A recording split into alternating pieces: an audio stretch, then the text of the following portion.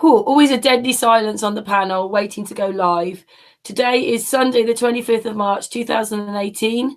We are waiting for Angel to join us, and I actually would like Angel to have heard what Dojo said. Dojo said some of this the other night on our Hangout with Thrive, and he's come back to talk about it a bit more again. But on the panel tonight is Astral, who's an Englishman in Denmark, Patricia, UK, Levkunfu, UK, and Dojo America so far, and a few other people will be joining. Dojo, do you want to start again now? Sure. I'm sorry, everyone. Peace and love to the chat, to my brothers, and to Karen on the panel. We were discussing some of the things that I've been not only researching, but what I've been meditating on, and they both have been coming together not only phenomenally for me, and I'm not taking no credibility for anything that I'm saying, but I do take credibility for the research that I have to endure in order to correspond with what I can't explain. And so I'll do my best to explain it, but it's through thorough meditation. The spirituality is very real. What I had mentioned to Karen and everyone else in regards to the last time I was on the panel, that my research and pyramid finding all started by looking for prokaryote, eukaryote life, not in the form of primordial soup, as if I'm looking for the chemical reactions or if I'm looking for the cell formation. I'm looking for the complete life formation of prokaryote, eukaryote.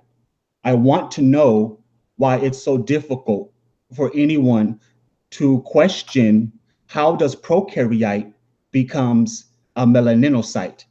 So a melaninocyte is a melanin, which gives us a darker brown complexion when it comes to skin pigmentation.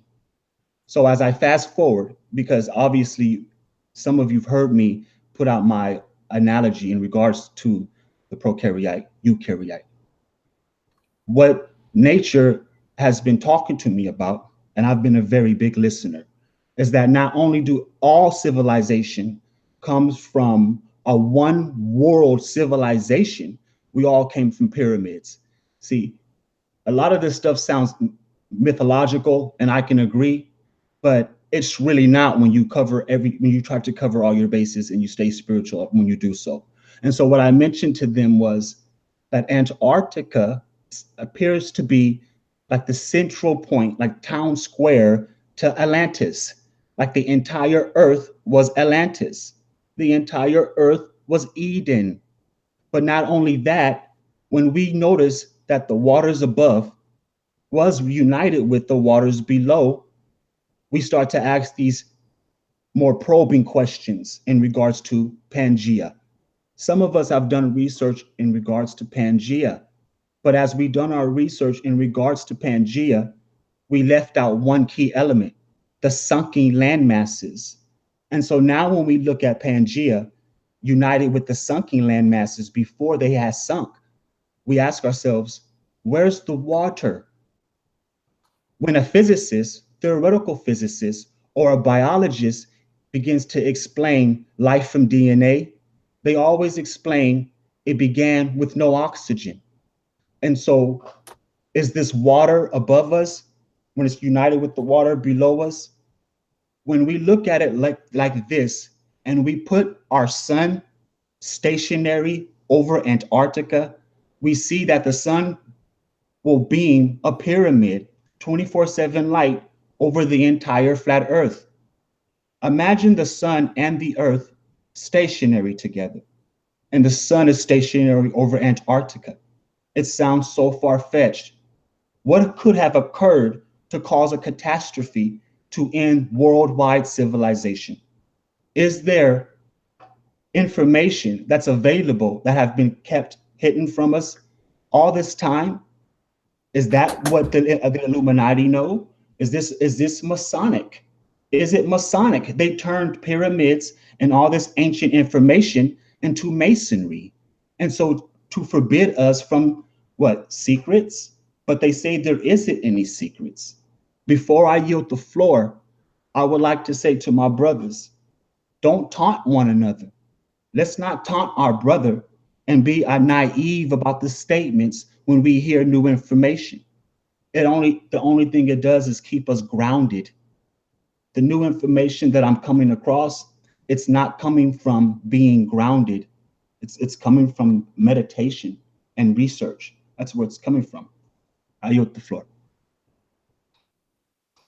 Thank you for that, Dojo. But I didn't want you to stop there. I wanted you to, well, please, if you would, just explain a bit more about the, I can't say their name now. The people.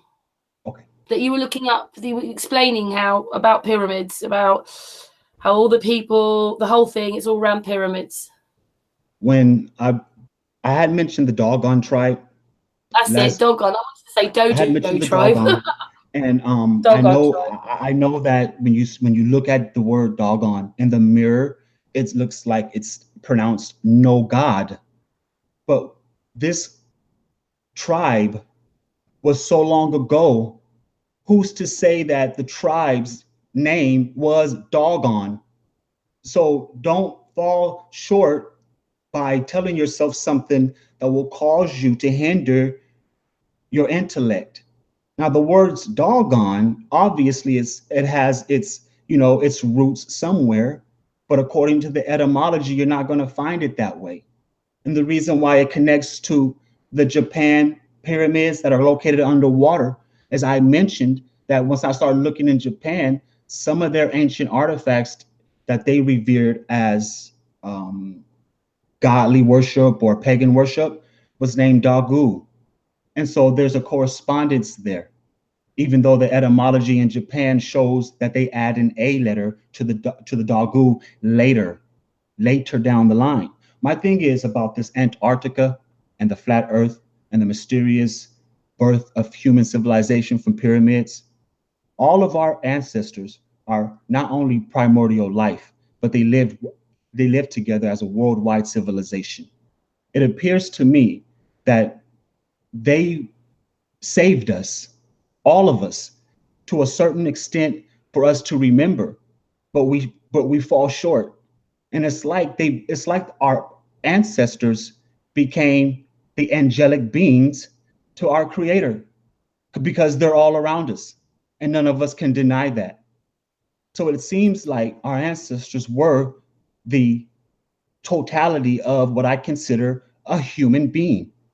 They were the fullness and the wholeness of a human being. They did not eat and they did not sleep.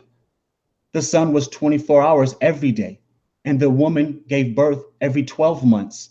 It's quite strange how 3 months is deducted from Antarctica, just as 3 months is deducted from conception.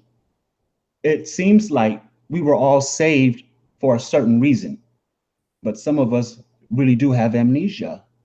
We really do. I don't really know if it's Antarctica or Alaska with the 3 months darkness. I'm assuming it is Antarctica because they will not let us go there. Maybe it's Alaska. I don't know. All I know is that I'm not going to stop thinking and listening this way. It's allowing me to get away from a lot of me. A lot of you know me for quite some time. And me having a lot of me time is not good.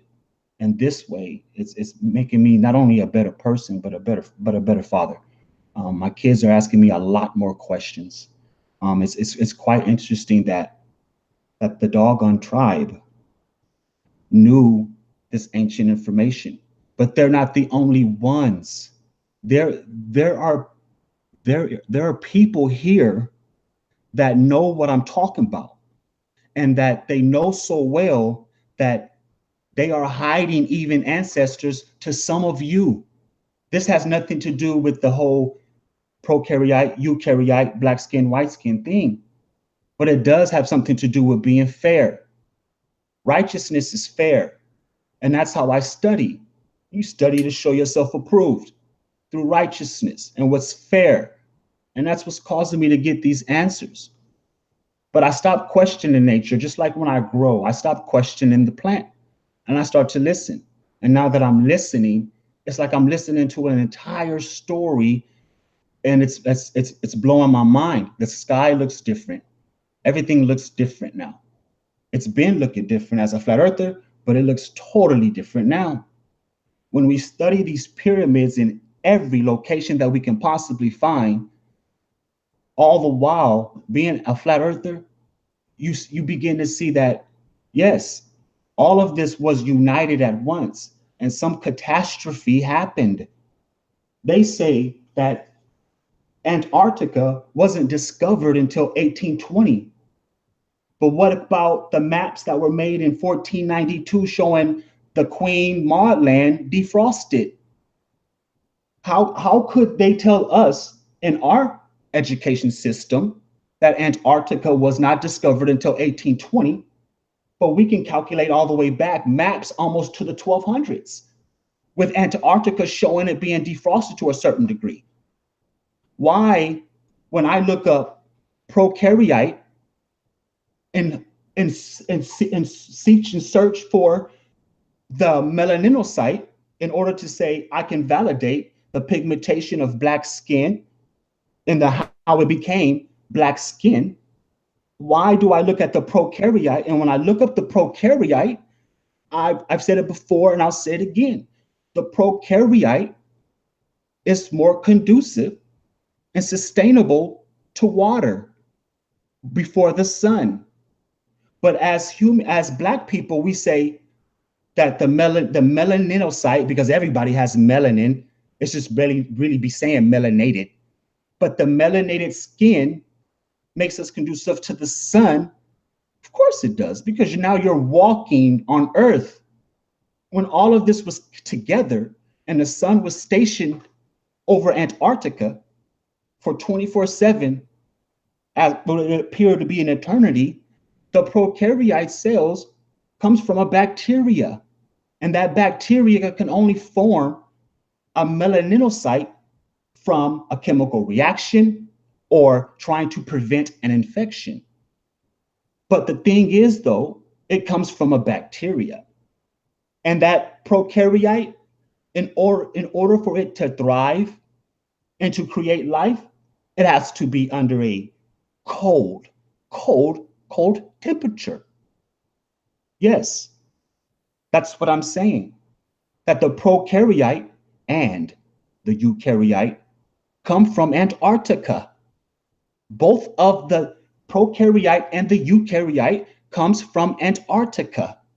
But under the conditions of the worldwide civilization before us, you notice they tell us that when the ice begins to melt into Antarctica, to be aware of these new crazy viruses. So they give us just a spoonful of truth, just a spoonful. They never give us the entire meal, but they'll give you a spoonful, maybe a piece of a fork, someone a fork. But yes, when we ask these honest questions, you best believe that the Creator will give you an honest answer. I yield the floor.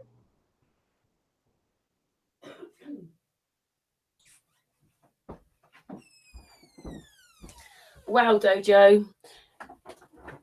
I wonder if anybody in the chat room has heard anything about what Dojo's been talking about. So, Dojo, is this coming to you, or you're actually researching this yourself? Oh, I'm researching. You better believe that. You study, you show yourself approved. That right there is not a lie. The research thing, though, when you know anyone who are really thorough in their research to where it looks like they're divine in their knowledge, it is because they are seekers. Truth seekers are really, really thorough in research because there are so many lies, and at the same time, just as many people who will deceive you, just as many. But you study to show yourself approved. I've never expected for research to go hand in hand with the spiritual world, but now it does. This is the age of information. This is the age of information. And if we didn't know some of these things, some of us would be at dire need. Like, I'll give you an example. What about the cannabis industry? We all know that children and other people who have neurological problems or immunity problems can be healed by the CBD, by the cannabinoid. But at the same time, we don't give children THC, and we don't give people against their own will THC. And so as research and practical science, meaning hands-on and trying it, right? It gave us the understanding to extract CBD from THC. And the results of that allows us to heal people, whether if it's the CB1 receptor, which is found in the brain and in the nervous system, or the CB2 receptor, which is found in the immune system. This is the reason why CBD oils and extracts are very, very important. Not for us just to grow smoke and be like, yes, I'm feeling it. You know, cannabinoids are really healing people. He said, every herb of the field I must yield because it belongs to me. In a fashion of unity, not in a fashion of being mechanical. It's a beautiful thing. All of this stuff from distillation, purifying a liquid, extraction, you know, making juices, adding it with the fungi. These are the holistic markets that need to be invested in, that need to be pushed to the front, because they're knocking off holistic doctors just as fast as you can count them on your fingers, you know, but they have us entrapped in other paradigms. I'm not trying to entrap you in the pyramid paradigm. Most of us been there already. You know, this is just me, I guess, talking to God or talking with God, or listening to the creator. Everyone has their own approach when it comes to research. I'm just trying to validate what I'm hearing in my mind. I hear these things in my mind. Like I can hear all these people, or I don't know what it is. I can just hear a whole bunch of stuff. You know what I'm saying? And when I'm hearing, if I cut my camera on, it looks like I'm around just papers. Papers are everywhere. But if you know anybody who's known me from the beginning, there was never no papers around me. There was usually books. All my books are, they're stacked in boxes in my garage. But now it's just papers around me because I can't stop writing. It's coming out like water. And it's not me, what I've learned from something. It's not that. So I'm hoping my brothers don't expect me to defend myself in what I'm saying. If somebody says they can debunk what I'm saying, can you please step forward and relieve me from my duty? If you cannot, then I advise you, don't run off at the mouth unless you put in the proper research. Because in math, that's called being the reciprocal. And you can't tell somebody about the research if you're not the reciprocal. If you're not doing it just as good, let us know. We're here to know. But flat earth is the truth, and it's leading to all the truth. It's leading to the worldwide civilization. Is this the reason why they don't want unity? Do the unseen leaders, the Illuminati, is this the reason why they don't want one world unification? Is this the reason why? Could it be that the one world unification is actually causing the sun to be electromagnetically pulled back to Antarctica to be stationed there again? Is the center of the earth a sun? Is that the reason why we believe that Lucifer fell from heaven? When we ask ourselves, how did earth create? Was it the water first, then the land masses, and then the sun? Or was it the land masses and then the water and then the sun? How could the earth be made of hot magma in the center? Wouldn't that have evaporated all the water in the beginning? There is a creator who put all this together in spontaneous in a blink of an eye. The creator didn't sit back and say, I'm going to start with DNA and I'm going to harvest organs and then complete a human. That's an alien talk. That's alien talk. That's not creator talk. Creator talk is in a blink of an eye, faster than the speed of light. Our creator never had to put us together. We became whole and something fell us, and now we're falling apart through infections, diseases, war against our brother and sister because of their color. We're falling apart because there's no creator. He has given up, he, she, or whatever you believe in. It appears that all of our creators has given up on us, except the angelic realm. And so the way I see it is love yourself and steadfast. And steadfast. Stand still. Don't believe nothing. Don't make a choice. Wait till the choice shows the righteousness, and then you'll be able to choose righteously. Steadfast, because there's so much information and there's so many soothsaying ass teachers. It's really hard to believe anything these days. But as you steadfast, don't start throwing stones, because that's not right either. I yield the floor.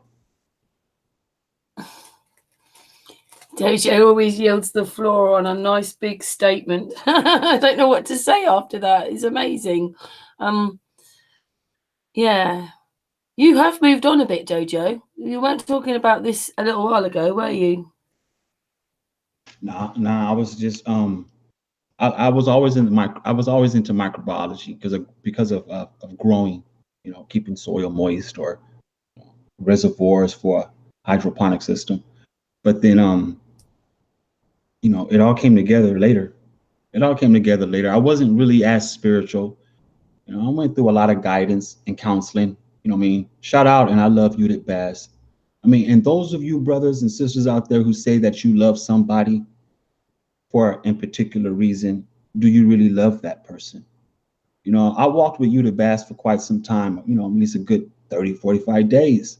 I mean, we don't talk as much in the back end, but Judith and I would spend endless nights together. And she really helped me out when it came to the harmony of my heart in regards to being in tune with earth. Judith is the one who showed me that heaven can be right here, and stop arguing over worldly things that I couldn't do anything about. When you tell your brother that this is going on over here in this region of the world, or this is going on over there, children are being slaughtered over here, we're being killed over here, and while we're not doing anything about it, that is really hypocritical, because you're standing there and you're telling us while we're not doing nothing about it, and you're not looking in the mirror. There's things that are going on that are really just shock and awe. Some of these things are just made up for shock and awe, and some of these things are to be true. But what are we to do about it? Should we physically attack over false flags?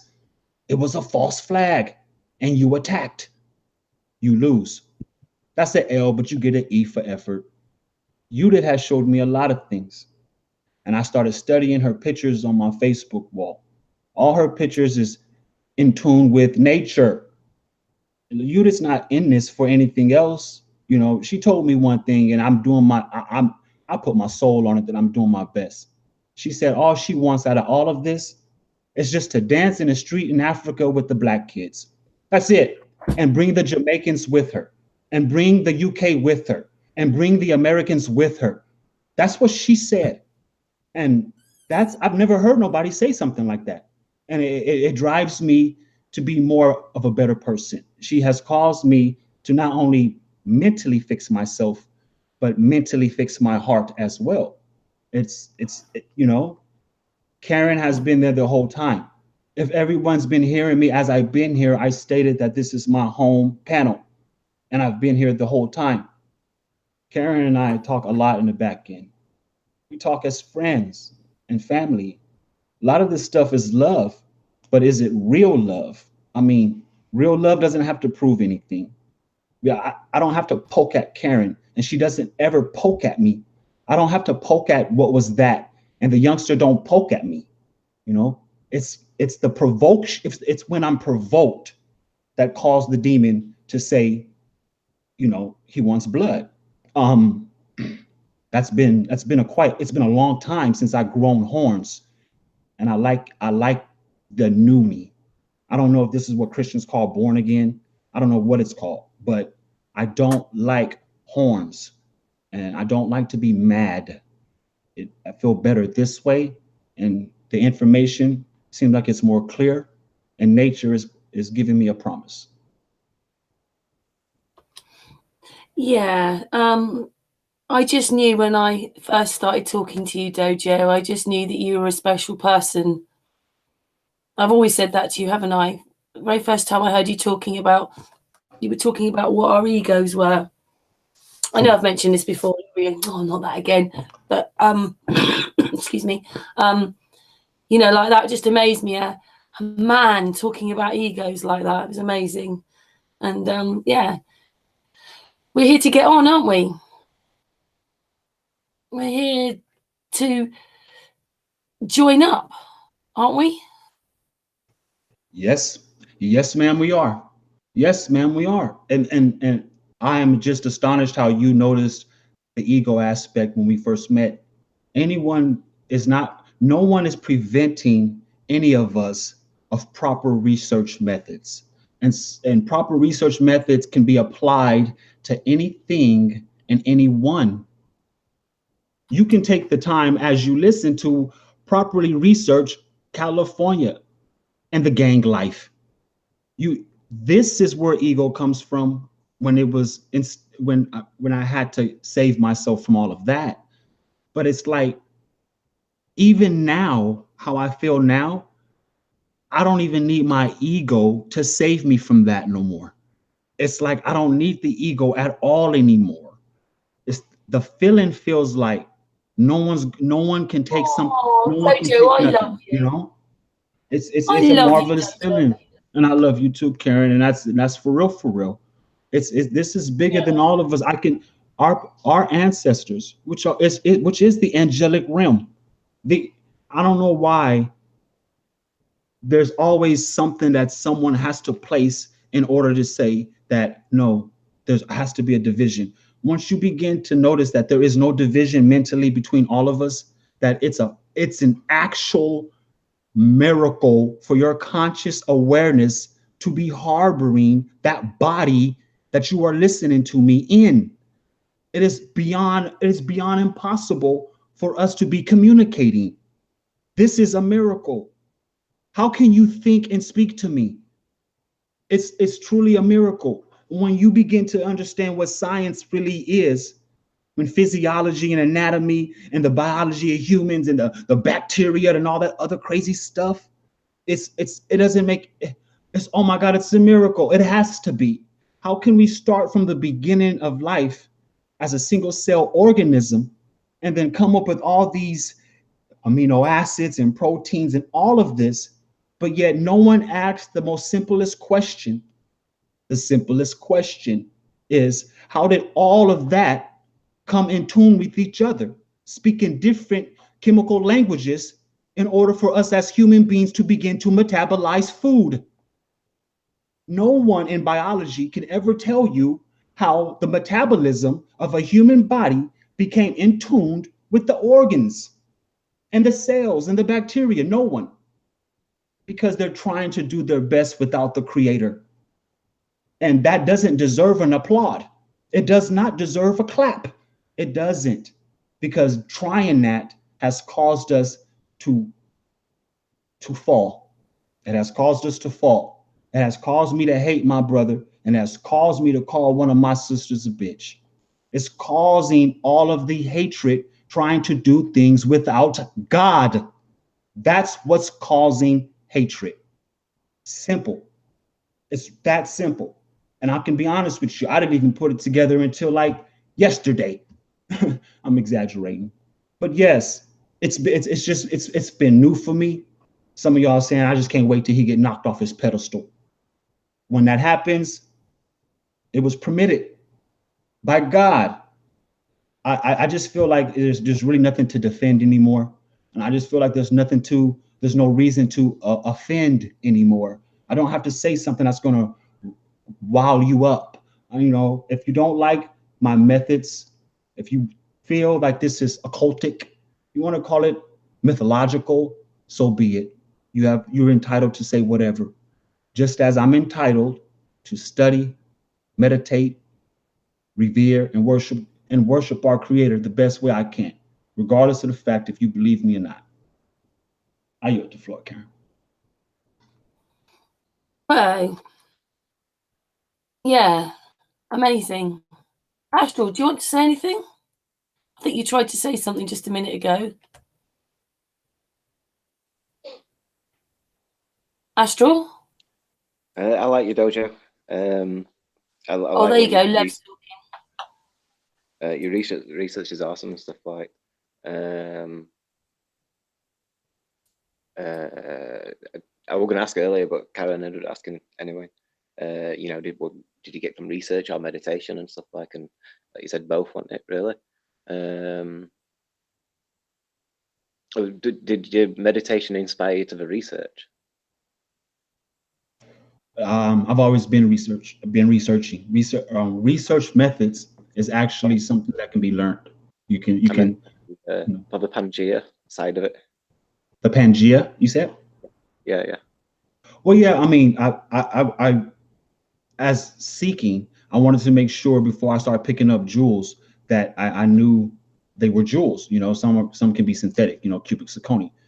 The Pangea. When you look at the Pangea, it's like you have to look at everything that what made you a flat earther, everything. And that's another thing that's just it.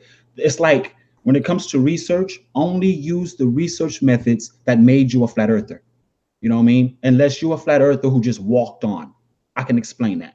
Meaning that you didn't use any research methods. You just became a flat earther because the information that has been displayed convinced you. You get a pass for that. You get a pass for that. But as most of us, we didn't believe in the flat earth thing just right off top as like we knew it.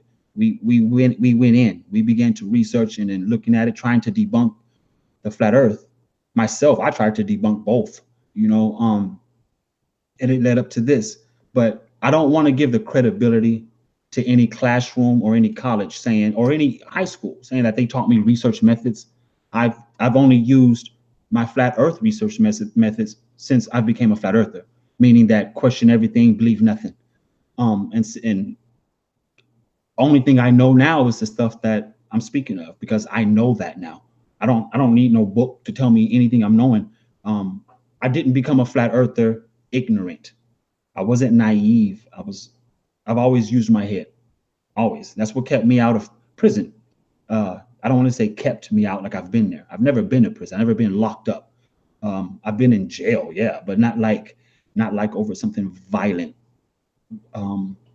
Because I've never been in the wrong. Regardless if the situation got violent, I wasn't in the wrong. Yeah, so brother, the research is something that is man-made. Flat Earth just gave me a way of researching honestly. That's where the honest comes in. When you honestly look and just take your flat Earth instincts and then go back and start looking over everything else. Some of us flat earthers got the wrong impression. We've been given off the impression that research is globalistic. Like that's what Globers do. We don't want to, oh no, don't go looking at Glober stuff. Don't go looking at theories. Don't do that. And what we're doing to each other is putting on a straitjacket. We're making it to where it's like, all right, then become a Buddhist or become a monk. Just sit there and meditate all day. And it's impossible. There's an error in life that's causing us to be grounded. We must take advantage of that. And I use my research methods to do so. If I didn't use my research methods, I would definitely have, I wouldn't know how to explain some of the stuff in chronological order the way that I'm doing. The reason now I cite to the reason it sounds like I can speak it in chronological order is because of the meditation and the proper research methods. What's proper research? Honest research. I'll give an example before I yield. Like the Pangea. We already knew what Pangea was. Some of us knew what Pangea was before we became flat earthers. I've only been a flat earther 2 years. Well, this is the second year, but I knew about Pangea since high school. Yet they still tell us, and you can look up on the news, that certain land masses, like in the Pacific Ocean and like Lemuria, you know, they're coming up and some are going down. And so when I look at it, when you think of it, it's like, okay, how was it even before Pangea? How can we have Pangea and then all the oceans, you know what I mean, to one side of a globe. That's impossible. And think about it. You know what I mean? So I'll be having these epiphanies. I almost have one right now. I almost have one right now. But when you start using your honest perception, everything just, you can see totally how everything is just foggy, and it'll start clearing up from the meditation. I hope that's good enough. Yeah, that is ridiculous, isn't it? All the planets, all the land masses sort of like on one sort of half of the globe, and then there's the other half is just water. Right. So I mean, and then some of us would say that Pangea is theoretical as well. I mean, because the reason why they're saying this is because the reason they say Pangea existed is they would have tested the soils, and here we go, the bacteria and the microbes on each coastline of the continents and countries, and then they would have matched those bacteria and that fungi and that algae, all of that stuff, on those coastlines. They would have taken them back to the lab, and then they would have analyzed it, and then they would have told themselves, okay, whoop-de-whoop, this stuff matched this stuff. Okay, so perhaps the land masses work together. Some of us know about Pangea more than I do. They would say, no, I have confirmation that the land masses were together. If you know that, then ask yourself, then what occurred in order for Lemuria to sink and all the other land masses to sink? If Japan have pyramids under the ocean, were they built under the ocean, or did the ocean overtake the pyramids in that landmass? These are the simplest questions when we ask natural science. We are able to use our research methods, come with honest, knowing facts, because nature shows us. Nature, which is the natural science of things, they give us the right answers. You know, this is not just data. That's the difference between a globalist and a flat earther. And I hope everyone understands that. What makes us flat earthers is because you cannot convince us, and you cannot persuade our perception with data. That's what makes a globalist, is because you are persuaded and manipulated with data. You know, and so if anyone looks at the presentation of the prokaryote and eukaryote and then tries to come to me and say, well, according to the data, the prokaryote mutated into a melanocyte. No, you can't do that. When we're talking about biology and life, giving life, we don't need data. It's going to show us life, you know, and that's the difference between flat earthers and globalists. Globalists, their confirmation is data. Flat earthers, our confirmation is the creator. What has nature said? I yield. Oh, you put things so beautifully, you do. You really do. Yeah. Amazing. It's come to you more because you think that you've found the link between spiritualism and matter, yeah? That's what you were talking about the other day, Dojo? See, yes. I feel like, you know, I don't want to say that I found it. I feel like that I've been given a permission. I've been given permission. I feel like I've been given permission, you know, and it's not like I've been given permission to sit here and talk with our creator, but I have been given permission to sit here and listen to the angelic world, which I consider primordial life, not primordial soup from a cell. We all we came here whole. We're here whole. We're not here how we may think like, oh, life came from a single cell organism, DNA. All right, if you want to kick that game, then you can believe that on your own time. You can, okay, that's fine.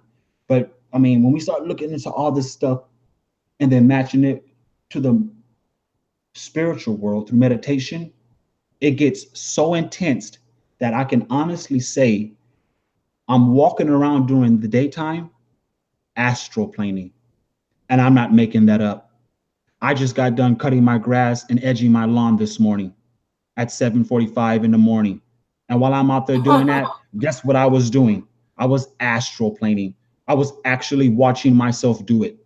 And I didn't put no energy into it. It's an amazing feeling to actually know how to be energized through nothingness. How empty space can actually turn into energy. I don't know how to really explain it.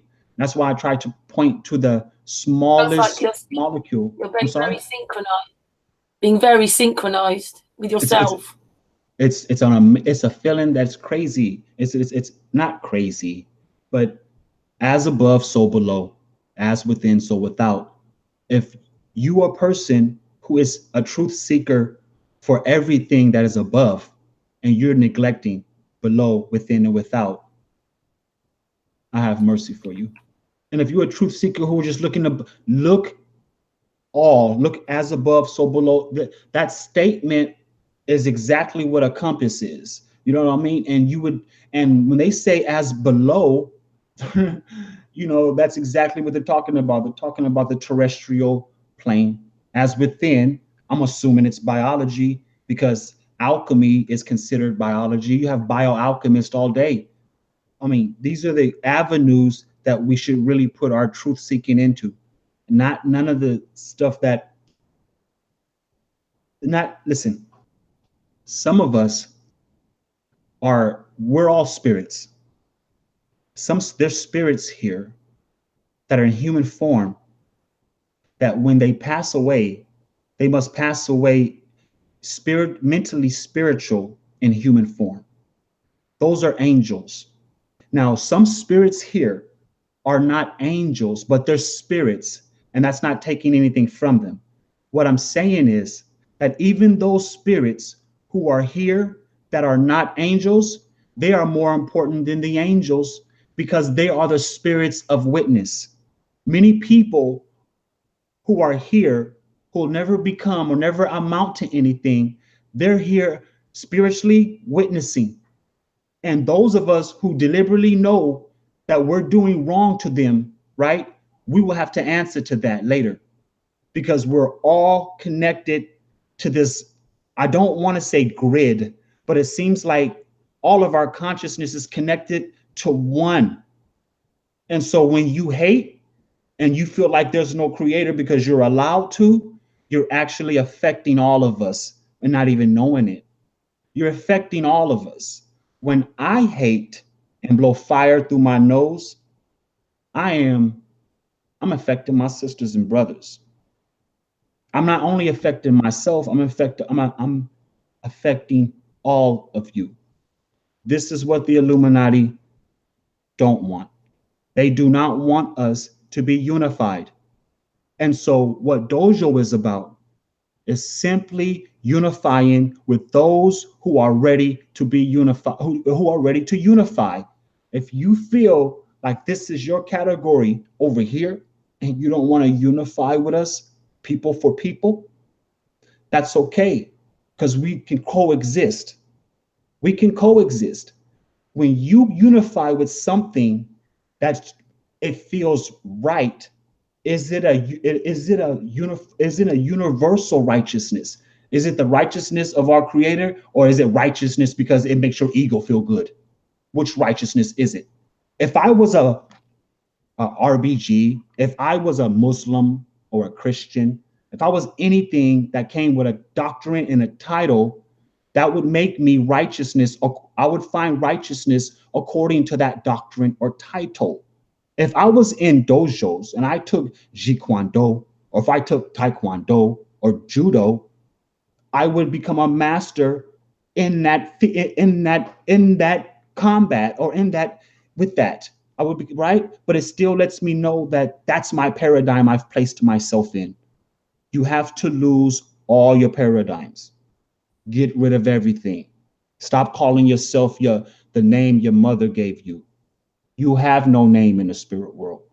You're not a man or a woman in the spirit world. We're not birthing spirits in the spirit world.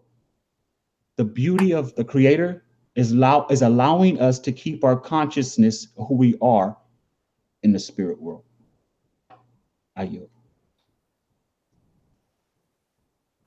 And still being yourself.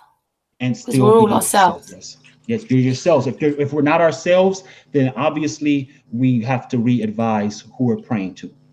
Who we're praying to.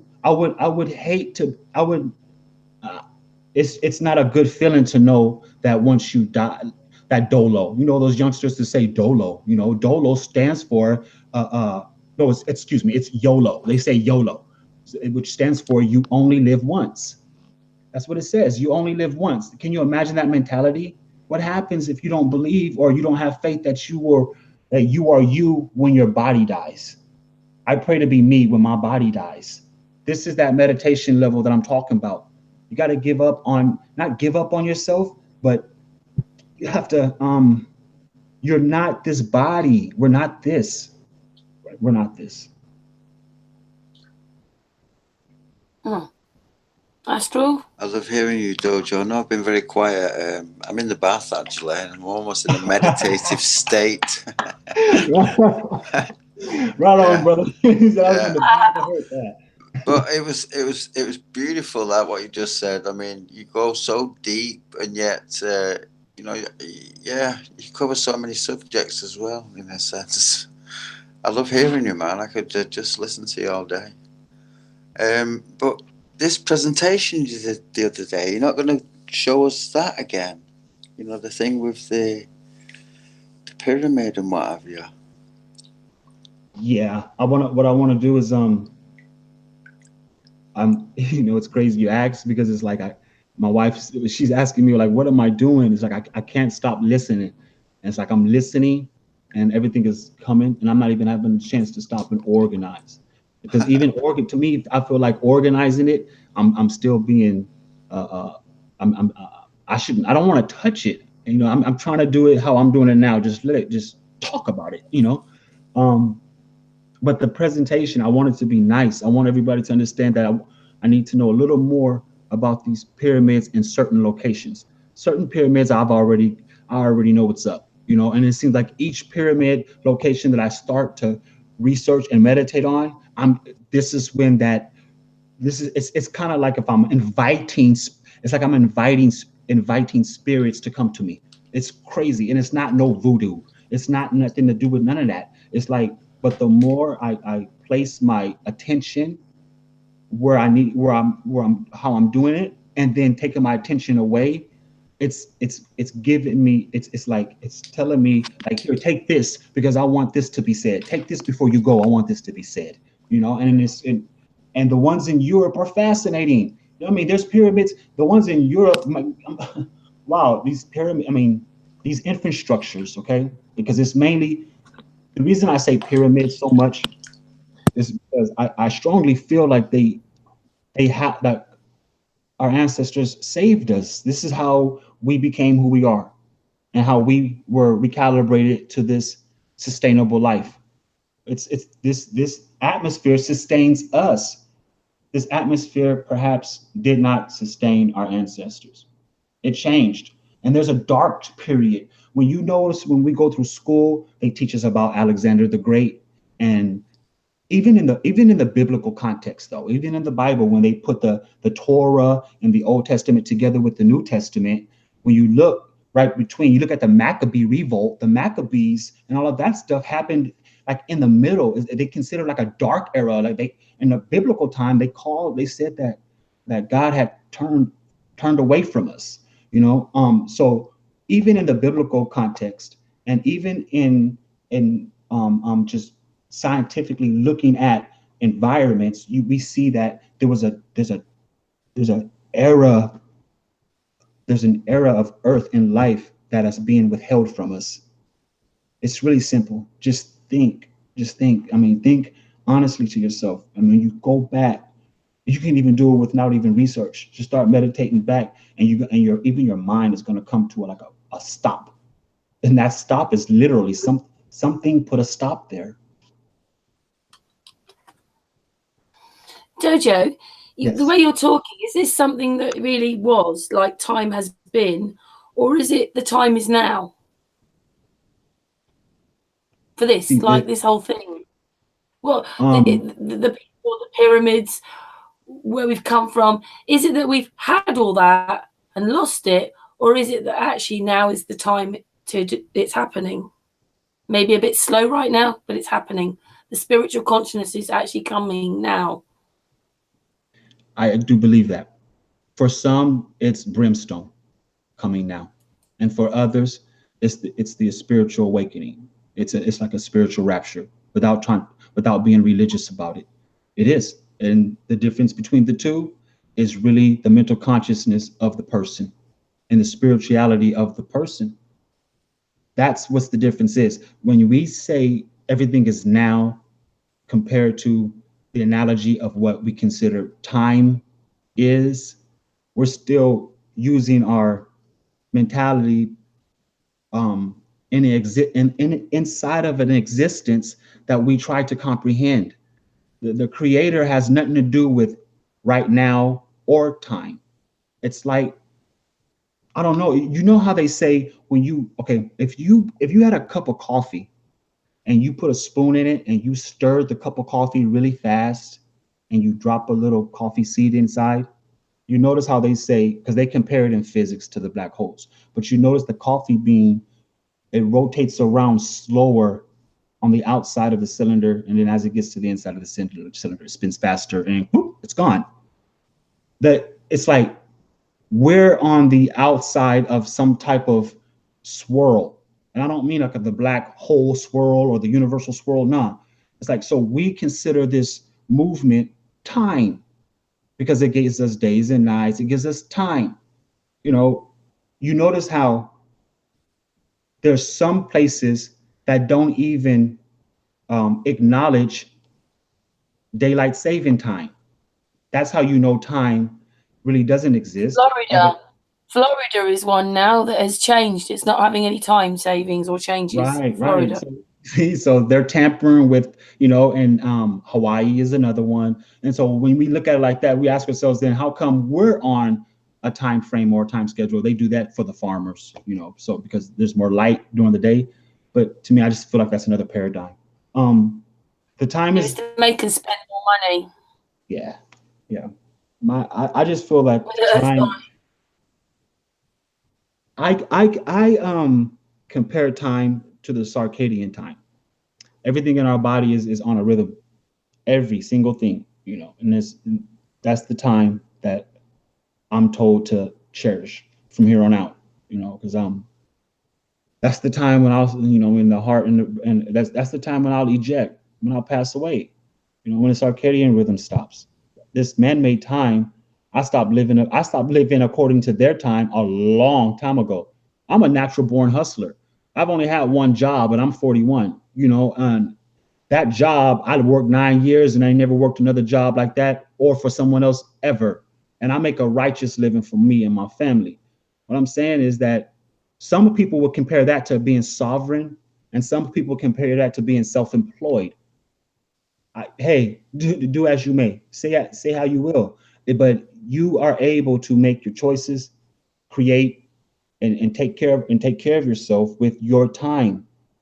I don't want to put a spin on the word time or the word now.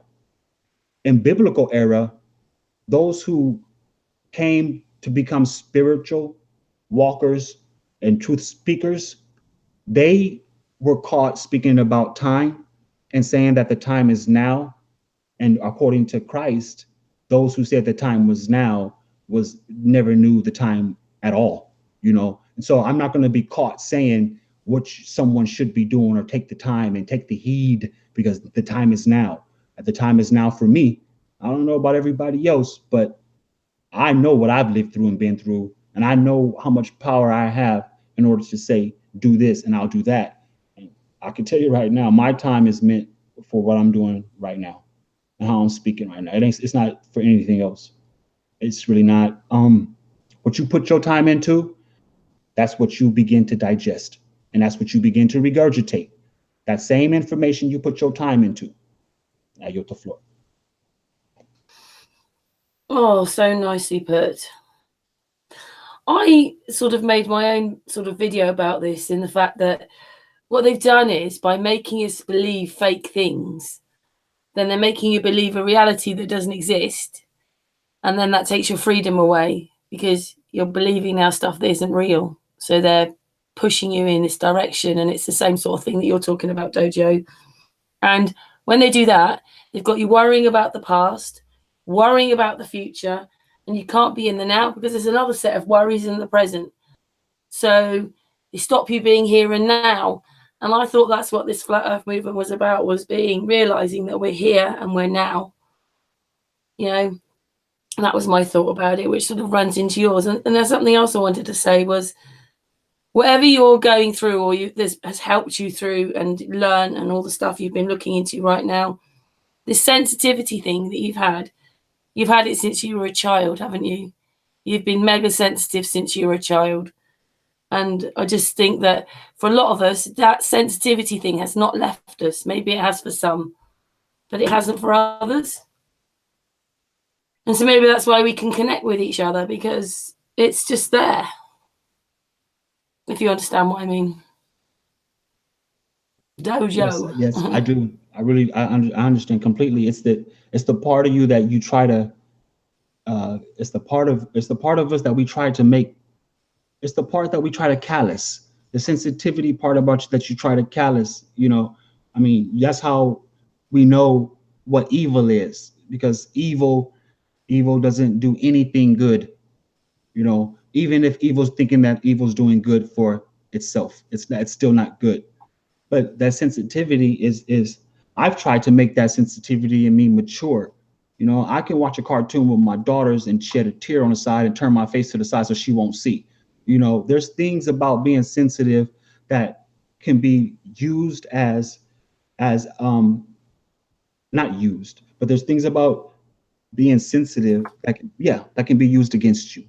That can be used against you, and it would turn your sensitivity into anger. My sensitive I've been provoked so many different times. Yes, I know what you mean exactly on that one. Yeah, the thing that is the thing about you gets used against you, and Yes. people love doing it. Yes. They really love doing it, even though they know you're sensitive. Yes. I mean, Indeed. sometimes I've been accused of not listening. I hear it all. It doesn't always mean I know how to deal with everything all the time, but I hear it all. That's what being sensitive is all about. Yeah. And the spirituality of all of us will only allow us to not look back. When I describe brimstone, it's the same description of looking back. Looking back is the same description of having doubt. It's the same description. And how I'm about to explain it may appear like that's not what it means or that's not how it works, but it does. Looking back is taking some of your time and some of your efforts to be curious about what others may be saying or what others may be doing. If those others are a part of you and your sensitivity and how you feel about things, then there will be a perfect alignment without looking back. When we have gained the permission to meditate longer and to nourish ourselves spiritually without any food or without saying, look what I can do, look what I can do, that allows us to just look forward, just like a flat earther is supposed to do, to move and look forward. If I spend 1 second, just 1 second to look even through my peripheral, like I'm attempting to look back, it hinders me. I've already attempted to do that. That's why you're seeing gaps in between my videos. I'm literally like ready just to cut it on and leave it on for 24/7. There's really no reason to hide anything, you know. But that looking back has, I can feel it in my spirit when you can feel it. It doesn't allow you, looking back doesn't allow you to stay spiritual. It really doesn't. It only allows you to stay grounded when looking back. Many of us aren't on the same spiritual journey. And some of us are just going to have to sit here and take stones. I'm one of them. I'm about to take some stones. It doesn't even matter if Jesus throw the stone. Throw the stone. I'm not tripping on the whole crucifixion. You can crucify me. That's the spirituality part or point that I'm at. That it doesn't matter how I die, when I die. I know that, I guess I can sit here and say that I'm comfortable in knowing where I'm going when I do. That's because I'm not looking back. Don't look back. Just look forward and express honestly what you've discovered and what's giving you the endeavor to do so. That's exactly what's motivating DOJO. You know, that's exactly what's motivating me. It's like the spirit is motivating me more than anything, and it feels great because now I don't got to convince. In the spiritual world, you don't got to convince, can we all get along? They're already getting along. They're wondering why we're not getting along. That's what they're wondering. And they're doing, and it's crazy because I know it's right. I know what I'm saying is true. And I'm getting along with anybody and everybody because, like I told my kids, I have to pass away in my spiritual mentality. I cannot pass away being in my man-made state of mind.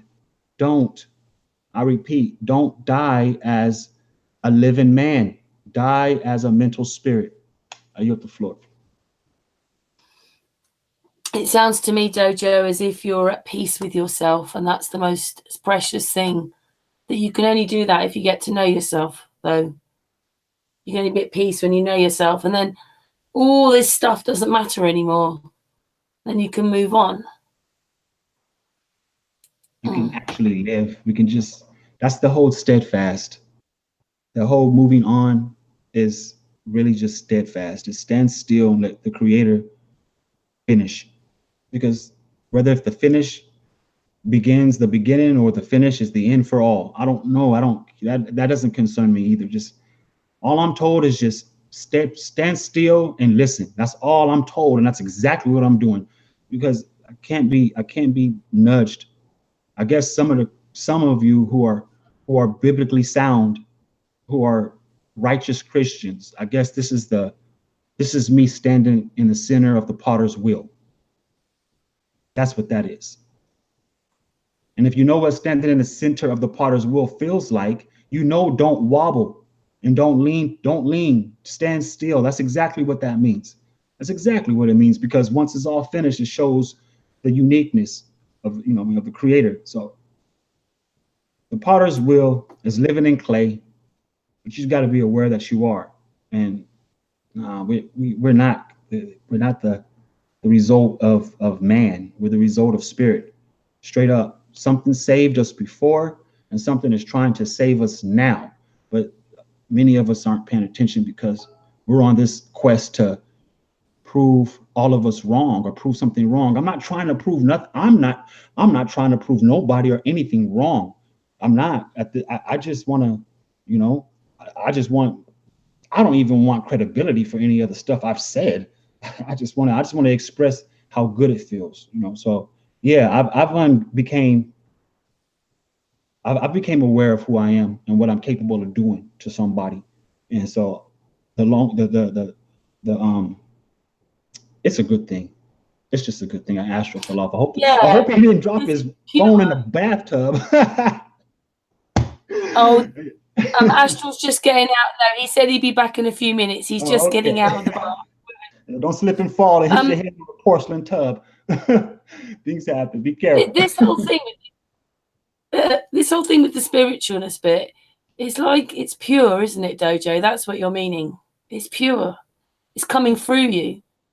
It is you, but it's just there. And this stuff about, you know, children know so much more, and we do know the things about you don't kill each other and you don't do these things. But if you're actually in that spiritual consciousness, there's so many things you won't want. And unfortunately, we keep meeting people who seem to still want the same old things. Yeah. Got it.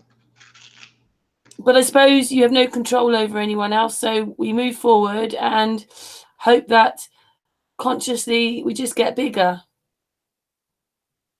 And those are, you know, will come with us. If that makes sense. Because we all feel it. A lot of people, you know, on the hangout, I can feel you, DOJO. And people don't understand. He's a very sensitive man. Sorry, carry on. And my research over years, what you said, what you've been saying tonight on previous hangouts, DOJO, it's same of what I've come out with myself, kind of thing. Like if you research about people seeking enlightenment, they'll tell you that those who are successful in seeking it will give out such a vibration that the people around them and the air around them become even better, kind of thing, like over the years and stuff. It has like a strong effect on them and stuff. A few more things, like you mentioned, taekwondo and all the different names, and they also teach that in like Shaolin and Wing Chun and stuff. But it's just a name, and you know, it's like the spirit of a fighter or whatever and stuff. But I kind of think that labeling yourself that name, you're looking, you're going for a certain goal, aren't you? You know, like if you try to do taekwondo or aikido or whatever, then it's like you're trying to become as good as that person, you know, but you'll never get better. Whereas like Wing Chun, it teaches you to be kind of limitless in that way, which is why my channel's called Levkunfu rather than Wing Chun Kung Fu. You know, it's my Kung Fu. It's how I express myself. I'm not trying to be like Bruce Lee or Yip Man or anybody kind of thing. I want to be my own artist. You know, I want to develop my own spirituality in that kind of way and stuff. Over a few more things you said. I think they'll come back to me, but no, it's really good what you're saying though. I kind of think a lot of people who listen to you, you know what I mean? It's like a lot of research all in one lump. So it's really good for people to hear what you're saying. Is Patricia, are you there, Patricia? Do you want to say something? Patricia? I'm here. I'm just gobsmacked. I'm just really listening at the minute and taking it in, but it's yeah, wow. Like just thinking about when you were saying about letting go of, you know, don't die as a human sort of thing, die as a spirit. That's really sort of touched me, I suppose. I was sort of thinking along the same lines a couple of hours ago. Anyway, I'll leave it at that. It's brilliant, by the way, Dojo. Thank you. And thank you, Sister Patricia. I'm gonna honestly say this is like, I mean, the first time that I've heard you speak. I've been on the panel with you a lot, and I can't recall matching your voice to the frequency. No, I can't. And shout out to my brother Lev. You what you said scares me. I'm getting scared now, and I know that there's no fear in love, like they say, but it scares me because I don't want those who maybe even be listening or anything to be like, this is a part of the great deception. I mean, if you really feel like that, just please leave me alone. But it's really scary because some of the things that all of you say makes me feel loved, and it feels like if I embrace it, I don't want. It makes me feel it's grounding me. Not saying that it's not saying that the love is ingenuous. It feels real good, but self-gratification will destroy you. I learned that a long time ago, and I just want people to understand that if you do feel a certain frequency or a certain vibe coming from me, and it's resonating with you in a way that makes you feel like you should dust yourself off and go forward, then glory be to God and to the Creator. If they're both in one or one is, I don't like to play semantics with words. It's just easier saying God because y'all already know y'all already know what I'm talking about. You know, I wasn't raised like super religious like that, and the portion of me that had a chance to be religious at the time never felt like this before. So I just want to say peace, love, and happiness to my family and friends, and hopefully everybody had a chance to smile at least once today. All of that stuff makes me feel good. Like at the dinner table yesterday, I was talking with my youngest daughter, and she's talking, and she starts asking me these questions because I allow my kids to question everything. And I told her before, I said, if this was a curriculum and I put that on the test, you would have taken a slash with a check mark. And she's like, how? like I've said before, and like I'll say it once more, if I had an agenda, I would be showing so with my views. You'll always catch me saying, please like and subscribe. And you never hear that out of my mouth. I never point anyone or any of you back to me. The only thing I've ever done was is be here to be respectful and to unite with everyone. Pointing people or talking in a tone to make it appear that I need a sub or I need to advance me in order to get this truth that I'm speaking out, that only makes me feel like it's not real. That's just for me.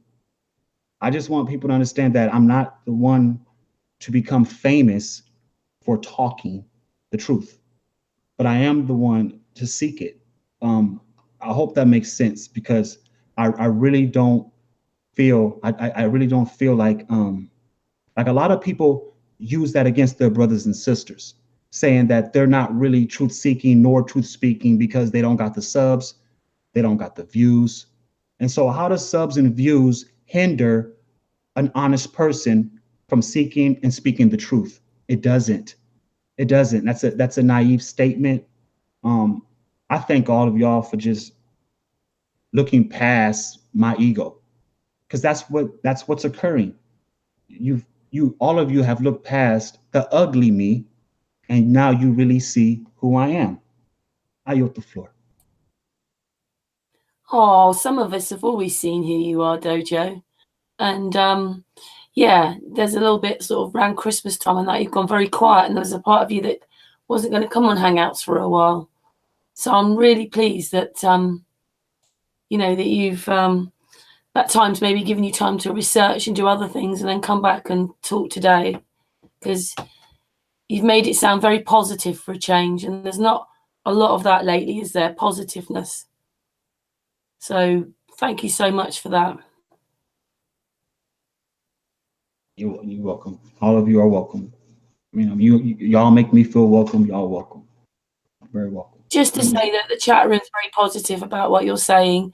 And Lee, where he is, Lee says, well, I've lost it now. He was saying, thanks very much, brother. So there you go. People are listening in the chat room, Dojo. We need this coming together, don't we? In a nice, people for people. That's what's occurring. People for yeah. People. Yes, which is up and running. I think I might make a little video about that just to show you that people are on there now. The site is going. peopleforpeople.life. Yeah. It's I always like this bit when you were talking, because you had understood that we need, I know this sounds a bit strange maybe in a sense for people listening, you need to respect your ego. You need an ego, otherwise you won't get up.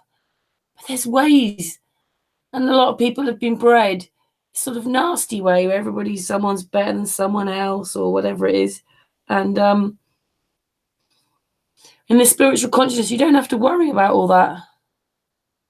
Right. We don't talk because you're not questioning it. You're not on guard. I'm not on guard anymore. I used to stay on guard. I'm talking about I sleep with my feet on the ground, shoes on, and one pink eye because I keep it open. I mean, really on guard. I would stay on guard. This is the first time I've actually started getting real good sleep. I don't have to be on guard so much. Literally. Yeah, but that's like must have come to terms with a lot of things for that, because when you do, you don't have to worry about all the same things. It's when you haven't come to terms with things, everybody's fighting it. Yeah. I don't question. You don't have to question some of this stuff because you know it and you feel it. You don't have to question everything. That's what took me. Mm-hmm. That's what makes me feel that I'm not only am I not doing anything wrong in the to anyone, but I'm not doing anything wrong in the spiritual world. When you begin to, the spirit world will accommodate you on your journey but not in the fashion like, you know, like, oh, I need to make this car payment, or not in that worldly fashion. It's not an independent thing either. You have to what they call pray. Some people just, their description of praying is, everybody has certain styles, I guess, or how they pray. Me, when I don't pray. Okay, I think I've said, if I can recall, I think I've said 2 or 3 prayers to some of you, what you guys consider praying. Some of us consider praying like, you know, dear Heavenly Father, please me for my sins. You know, some of us consider praying talking out loud or talking. The way I pray is I don't talk, or I don't mentally talk at all. I just try to listen as deep as I can. I consider that praying, listening, not speaking. If the word is to be true and the word has been spoken, then why will I be talking? You see what I'm saying? And so I listen deep as I can in order to make sure that the voice that I'm hearing is sound right, is sound knowledge. It's spiritual knowledge. It's not, because I hear so many now. I hear so many now, so many different, it's like a whole auditorium trying to speak to me at one time.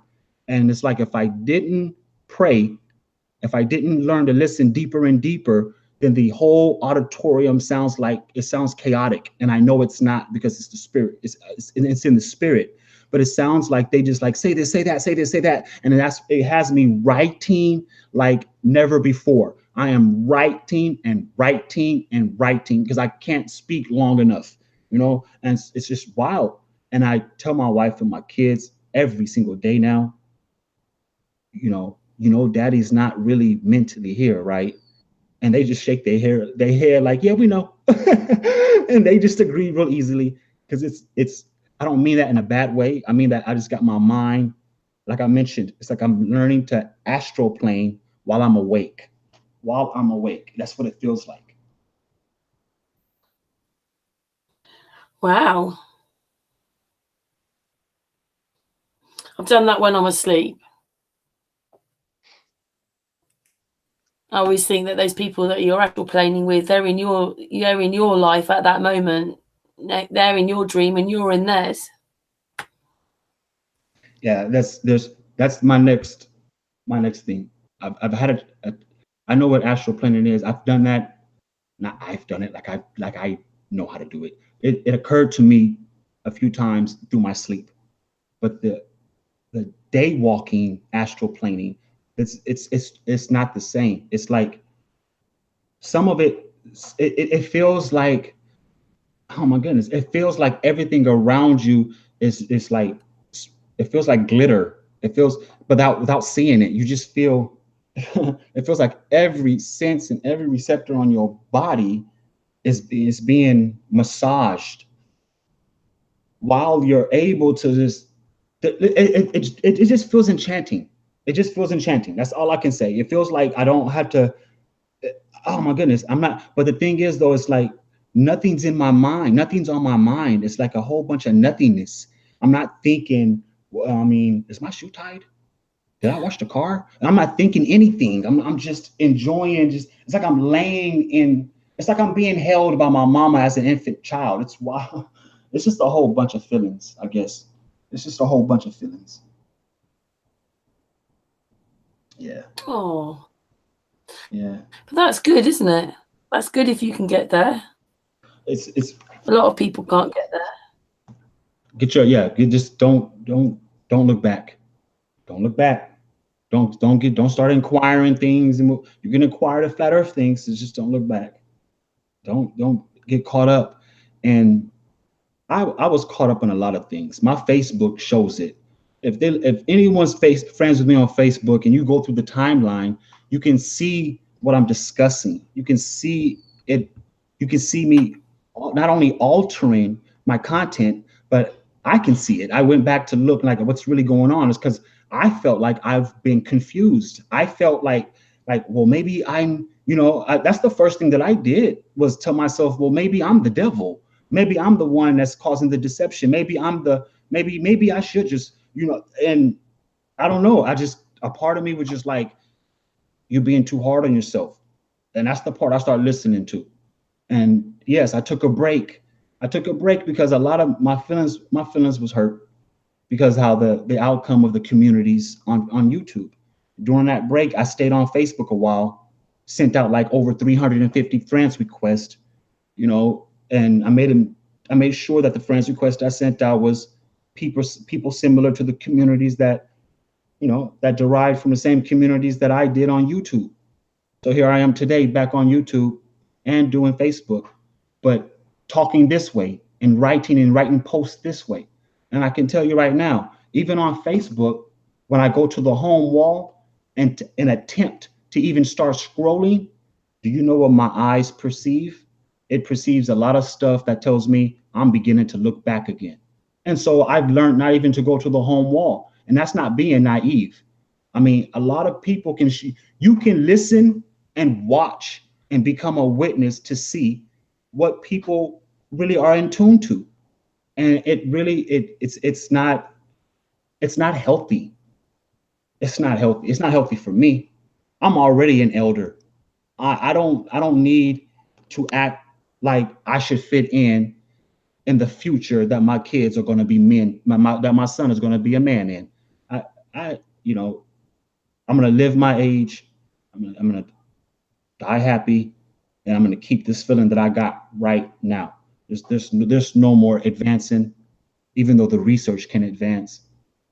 I think I've peaked out. I think I've had a chance to finally throw off the flesh. That's what they say. Throw off the flesh. Yeah. I think I've got a chance to throw off the flesh. I think what you were trying to explain was that maybe before you looked at it, like, when you're put out there, you think, oh, do they not like me, or am I doing something wrong, or why are they saying those things? But you're saying right now, it's not that you don't care about those things. It's just that right now you can move on because you just feel stronger and more determined. Yeah, bingo. I was definitely doing that. I was totally influenced by the I have to gain subs, or I gotta be like everyone else in the community. That's how communities thrive. The only community that I've been accustomed with, the Sun and Moon, is the only community I've never had that vibe in this community. Never. We all talk amongst each other, whether you have 5 subs and I had 50 and that person had 3,000. It didn't. The subs wasn't the thing that kept us together.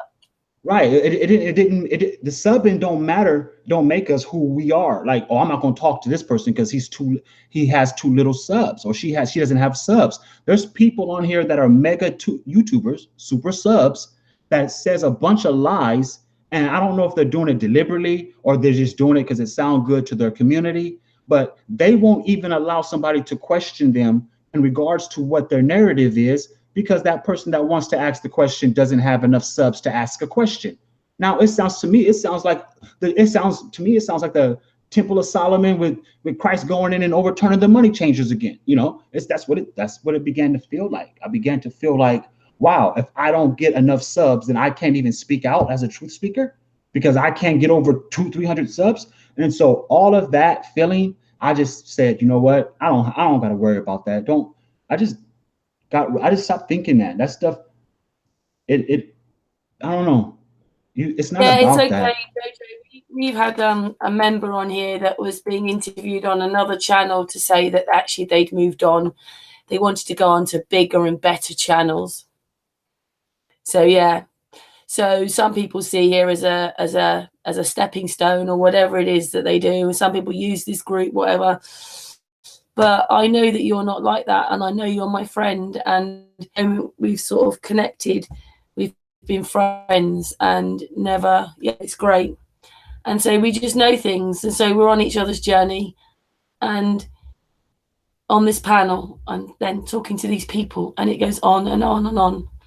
And I thank you so much for everything you said so far, because you put that spot on, I think. I really appreciate and thank you, Karen, honestly. And you're definitely right. There is no moving forward from the sun and moon. This is the most amazing, diverse community and panel on YouTube. This is, and as the Flat Earth, this is it here. This is the only place where we all can just be ourselves without having to compete. This is the only place where I know you're going to watch your manners, because you already feel that type of energy here to watch your manners. This is the only panel that makes me feel like I don't have to prove someone wrong for saying something wrong. You know, I can just give a gesture, or I can yield, however, or yield the floor. But I really appreciate you. And yeah, there isn't any moving on. We're moving on to what? How?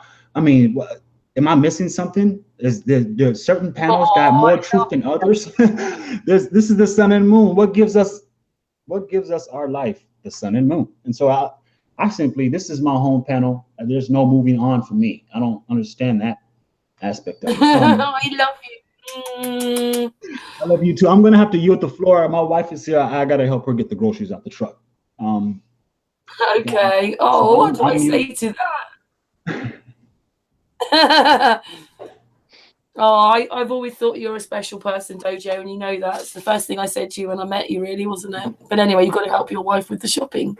Yeah, I'm gonna grab the groceries out of the truck. I'll just mute my mic, but I'm able to hear with the speakers. And I really want to say, give an extra special shout out, because I've been trying to do this, but I think it's not getting caught. To Josh, who is Flat Earth Unity. There was a day that I was in the chat room and I had left, and I left it on, and I left the speakers on, and you and Flat Earth, I guess, began to speak about DOJO. And when I came home, my wife's face was completely red, and she was so happy. And my kids were like, "Dad, they were talking about you on the radio," whatever. You know. And so it was like, that's what I'm talking about, you know. And especially because Flat Earth Unity, or Josh, is a person who already feels content with his surroundings and those who he communicate with. So I want to really thank him for giving out that energy, as you know, because that's what we all need to do. You know, if you're not here, and I know that our relationship has taught me something, I'm going to speak on it regardless if the person is here or not. Like how I spoke about Miss Bass. You know what I mean? Because that's what love does. That's the genuine information that we're all looking for. We're looking for the righteous information.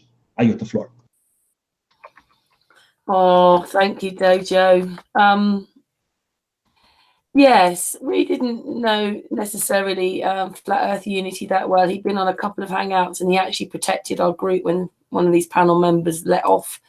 He just stepped in, and that was amazing. And he's been on a few where he was quite quiet, but the couple of hangouts we had with him last week and the week before, maybe, yeah, he's a very deep person and a lovely person. And again, yeah, he knows where he is. So yeah, he's not fighting anything, and yeah, he has some amazing things to say. He's lovely. Flat Earth Unity, Josh. Lev, do you want to say a bit more now? What's that about, sorry? Do you want to say a bit more now? Because Dojo's gone to help his wife do the shopping. You're quite into all this anyway, aren't you, yourself? You know, the spiritual side of things. It's one of the things that connects us, I think, as a group. Yeah. I get that. I kind of think it's like it's not me saying it in a sense. It kind of comes through you in a way, or whatever. I like the ideas come to you in a sense, and it's kind of like you've got permission to give that information out. You know what I mean? As a flat earther and stuff like that. I didn't have a phone until last year, so I didn't put making videos and stuff like. I would have made loads. But no, everything is. Sorry, Astral has now joined us, all clean and shaved. Oh no, you still got a beard. No, I'm not shaved. Sorry, carry on, Lev. I'll come back to you, Astral. It's like a lot of things. I remember like getting dreams when I was young and stuff like that. Sometimes you'd have reoccurring dreams and stuff. And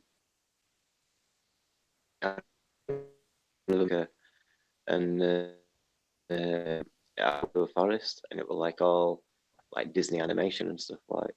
It was like animals playing and stuff like that, and then as you walk further through the forest and stuff, it kind of like well, less leaves on the trees, less animals about, and it was becoming more realistic as well, like less animated.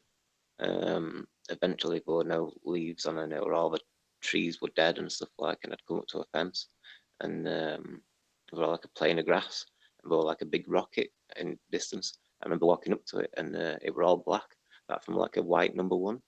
I don't know what it was, but I had that dream like loads and loads and loads of times.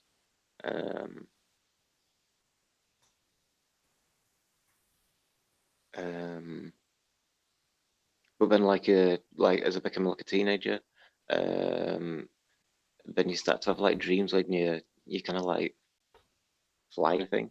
I don't know if that's like astral projection or just a dream, or they do seem different. Some at times they seem Lots of very kids realistic. have dreams about flying and falling, flying and falling. You're going back a long time now, aren't you, Lev? Sorry? You're going back a long time, like when you were a kid. You're going back to that bit. Yeah, well, that reoccurring dream was like that. I think I did it whilst I was a teenager as well, but it was when I was a teenager, kind of about 15, 16 or something like that. I started to learn to fly in my dreams and stuff, and then there seemed to be like continuity with them and stuff like.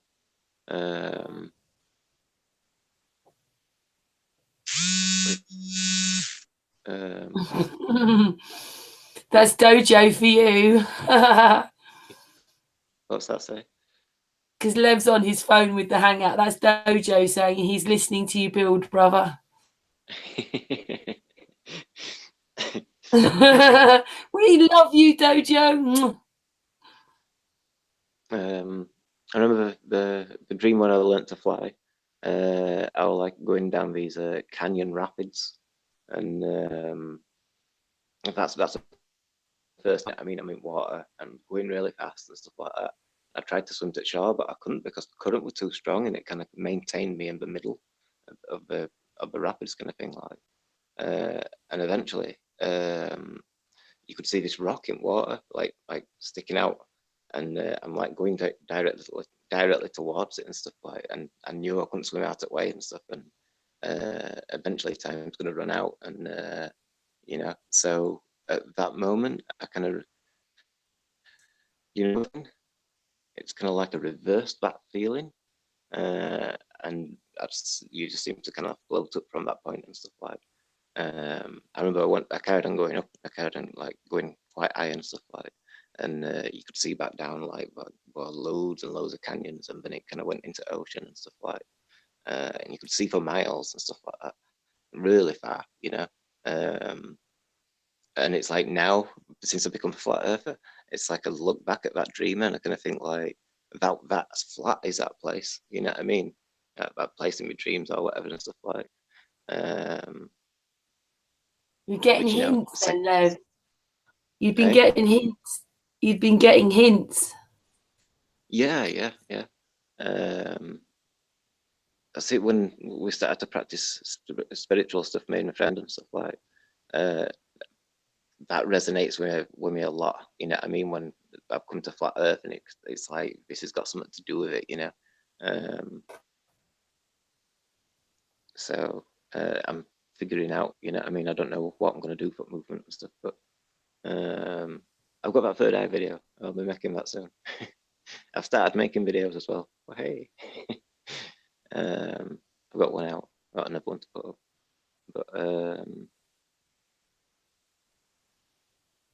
But yeah, I don't know. Like the dreams. Sometimes it's only like a glimpse, you know what I mean? I remember one of them, I'm like underneath the city, and it's like a big massive sewage works kind of thing. Oh, not a sewage works, just like under city water reservoir, whether it's for flooding or whatever and stuff like that. And it's like it's supposed to be really big city. You could feel the weight of it. I couldn't see it, kind of thing. but I don't know, really vivid and stuff like. But when I bought another dream, I told you about this the other day, didn't I, Karen? When I was 16, practicing the spiritual stuff, and I had this dream where I was in this place, this building, and it was like kind of like out of use and kind of derelict and stuff, kind of thing. But there were no people around, like a ghost area and stuff in a way. And I was inside this building, kind of thing, and it was like imagine like a square, and then like you've got these like railings kind of going round, kind of like forming steps in a way, but it's just the iron bars kind of thing. So I had to come up there and stuff like, and I got to one entrance, which is like it's a hole in wall, and you have to like crawl through it and stuff. And then when you went in there, you could see like it was like a room, but like half filled with water, and all the water was really murky and stuff like dark. Cool, what a dream. What a vision. And then like it had a window. The window kind of came to the floor, at this type of water level almost. The water level was, maybe half a foot below that kind of thing. And then the water kind of went deeper, maybe 10 foot deep, I don't know. But you could see like the ground level outside and stuff like that, and other buildings and stuff, and it would just look dark and foggy in distance or whatever and stuff. So then in 2014, when I started practicing it again, getting into my spiritual stuff, like I had another dream which were in the same place, but this time when I were inside the square of the building and stuff, the iron railings were like covered in this kind of ivy, all these vines and stuff which kind of crisscrossed and made like a meshing of so you could able to walk on it instead of using it as a climbing frame and stuff.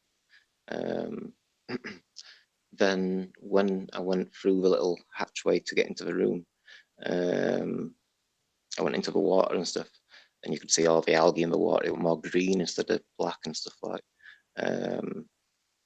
With this tree stump in the middle, we all moss on it and stuff like, and it had like this like giant butterfly, say the size of a big football kind of thing. All its wings were kind of like had a crinkly effect to them and stuff like a wedding dress. But like many layers of wings on it as well. Like it weren't afraid of me either. You could touch it. And I remember I walked around, and it's kind of like it was sloped to what bottom of the floor, so you could like it kind of waist height, and then it kind of went deeper and stuff. And as I was walking around, I heard something behind me, and as I looked round, there was this like woman there, like half out of water, and she had like a wide mouth, and her eyes kind of like tilted at an angle, and they had like her pupils were really weird shaped, and her eyes were bigger than humans and stuff like.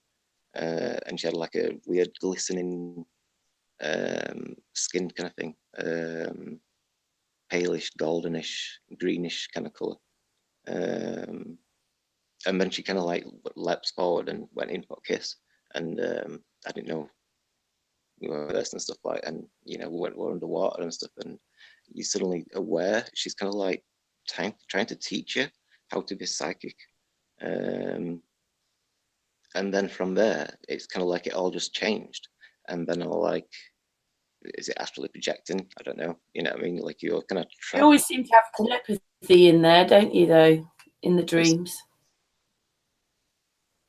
you have telepathy with whoever you're with. There's telepathy. Yeah. But it sent me on like an out of body experience after that.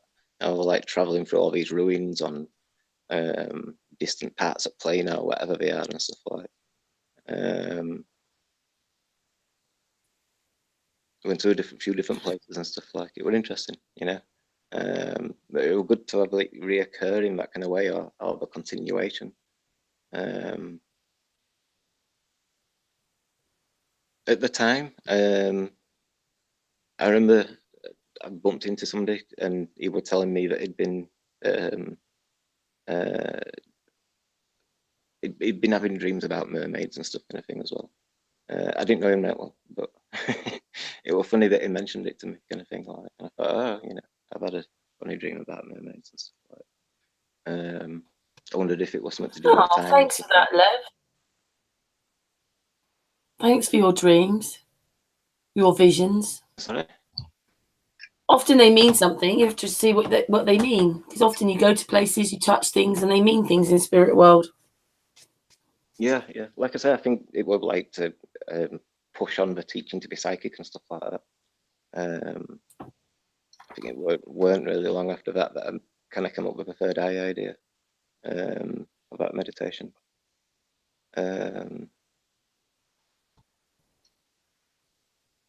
How about you? Have you had many dreams? Anybody?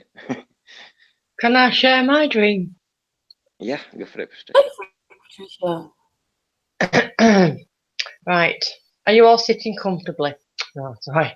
Right. In my 30s, I used to have really vivid dreams that I could jump from one rooftop to another, shimmy up the drain pipes, and I could do a side somersault from one rooftop to another. And I thought, oh, these dreams are really, really weird. And then I realised that I'd been playing Tomb Raider for too long. I was on it 24/7. So I realised that. But I have had weird dreams. And, you know, I'm joking aside, you know,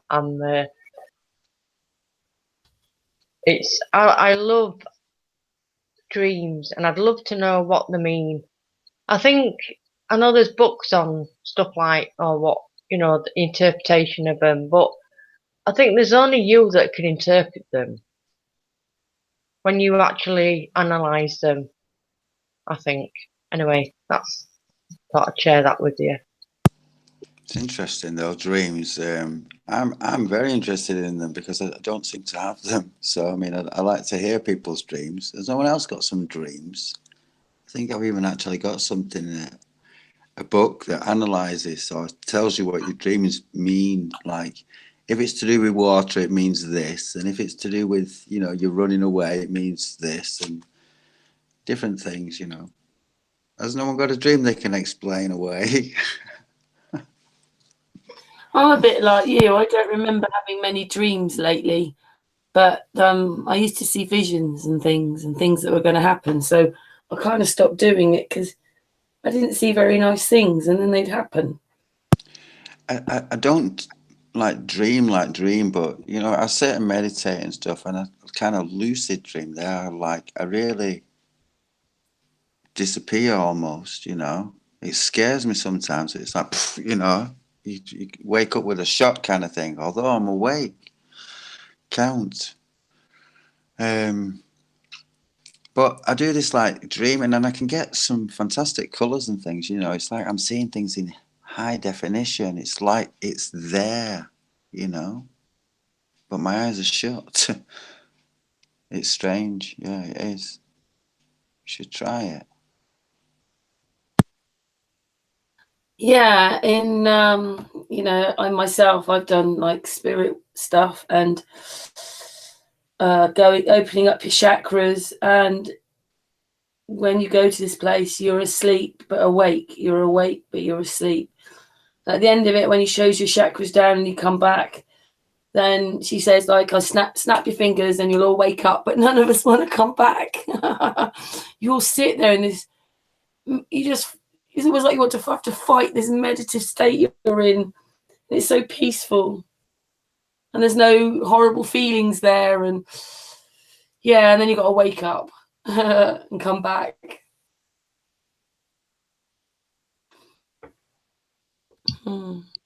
I've had a few nightmares. Do you want to know my nightmares? Oh, Patricia. Go on then. Okay, one of them, excuse me, was I don't know how it started, to be honest, but I'll just get to the main bit because that's the only bit I can remember. Is I was sat on the side of the bed and I was trying to get up, and thousands of spiders were all over the place. And I was trying to get my slippers, and there was spiders all over them. So I was trying to keep my legs up and grab hold of my slippers and sort of whack the spiders away so I could get my feet in the slippers. Well, as soon as I put my slippers back on the floor, they'd be covered in spiders, and it was like that constantly, picking my slippers up, getting emptying of them of spiders, and trying to get my feet in quick before they got back in. And it just went on like that till I woke up. And yeah, that was a lovely nightmare, that was. Oh. Not my favourite spiders, I'm afraid. That would have been a nightmare for me as well. There was nothing to do with you watching Tomb Raider's game again, was it, Patricia? Wasn't about the same time? No, definitely not. Anything. I mean, I stopped playing games, but we're talking about, I'd say roughly about 10 years ago. So I was in my 40s, middle 40s. So, no, I stopped playing games after I had kept dreaming about being flipping Lara Croft, tell you. That. I think I'm playing too long on these games now. I'm going to have to stop doing it. Angel Raven in the chat room's done a shoe and then put some spiders next to it for your horror dream. Yeah, but I have had I think it was more to do with medication I was on. But I have had some really, really nightmarish dreams. One of them, I can't even think about it because I was upset for at least 4 days afterwards. It was so upsetting. And the other one, it's quite disgusting in a way, but I was in a boat sailing down the river. Beautiful, scenic scenery, and it was lovely. And then the people in the boat started having, a number two. I know it's disgusting, isn't it?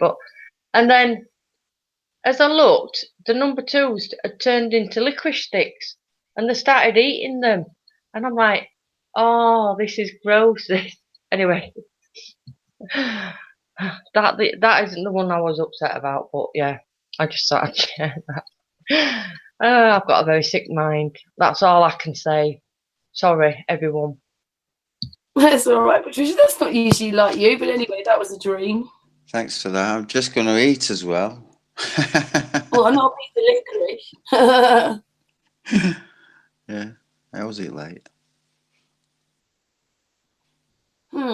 So, were you chiming in when you were getting out of the bath to what Dojo was saying then, Astral?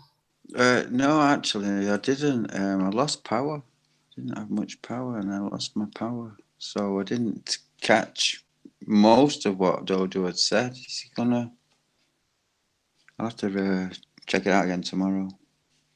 Yeah, he'll be back in a minute. I think he's just helping his wife do some things. But yeah, I'm here. I'm just listening.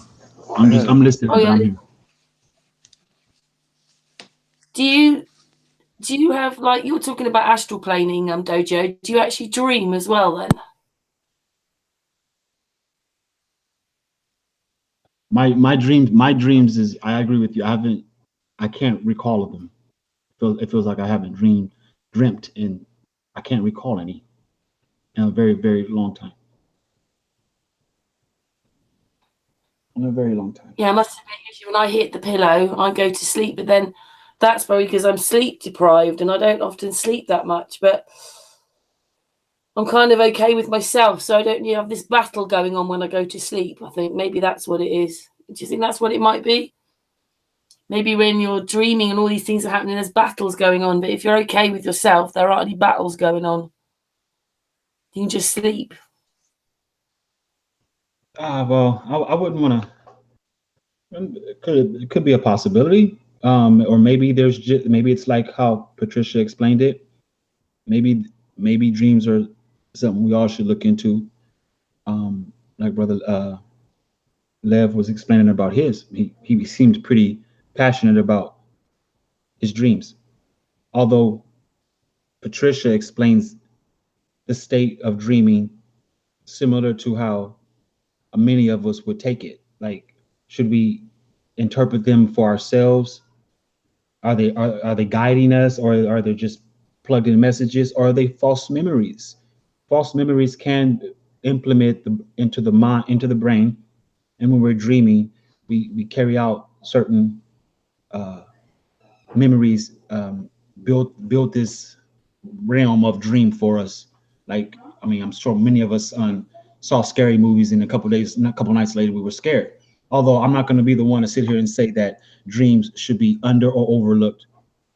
I mean, biblical times, dreams, it was stated that around these times that young people will have dreams, and elders would begin to prophesy. And so a lot of things have been said in historical events in regards to those who dreamt and listened. I haven't had a dream in a long time. The few dreams that I've had years back, those are the same ones I keep discussing with my wife.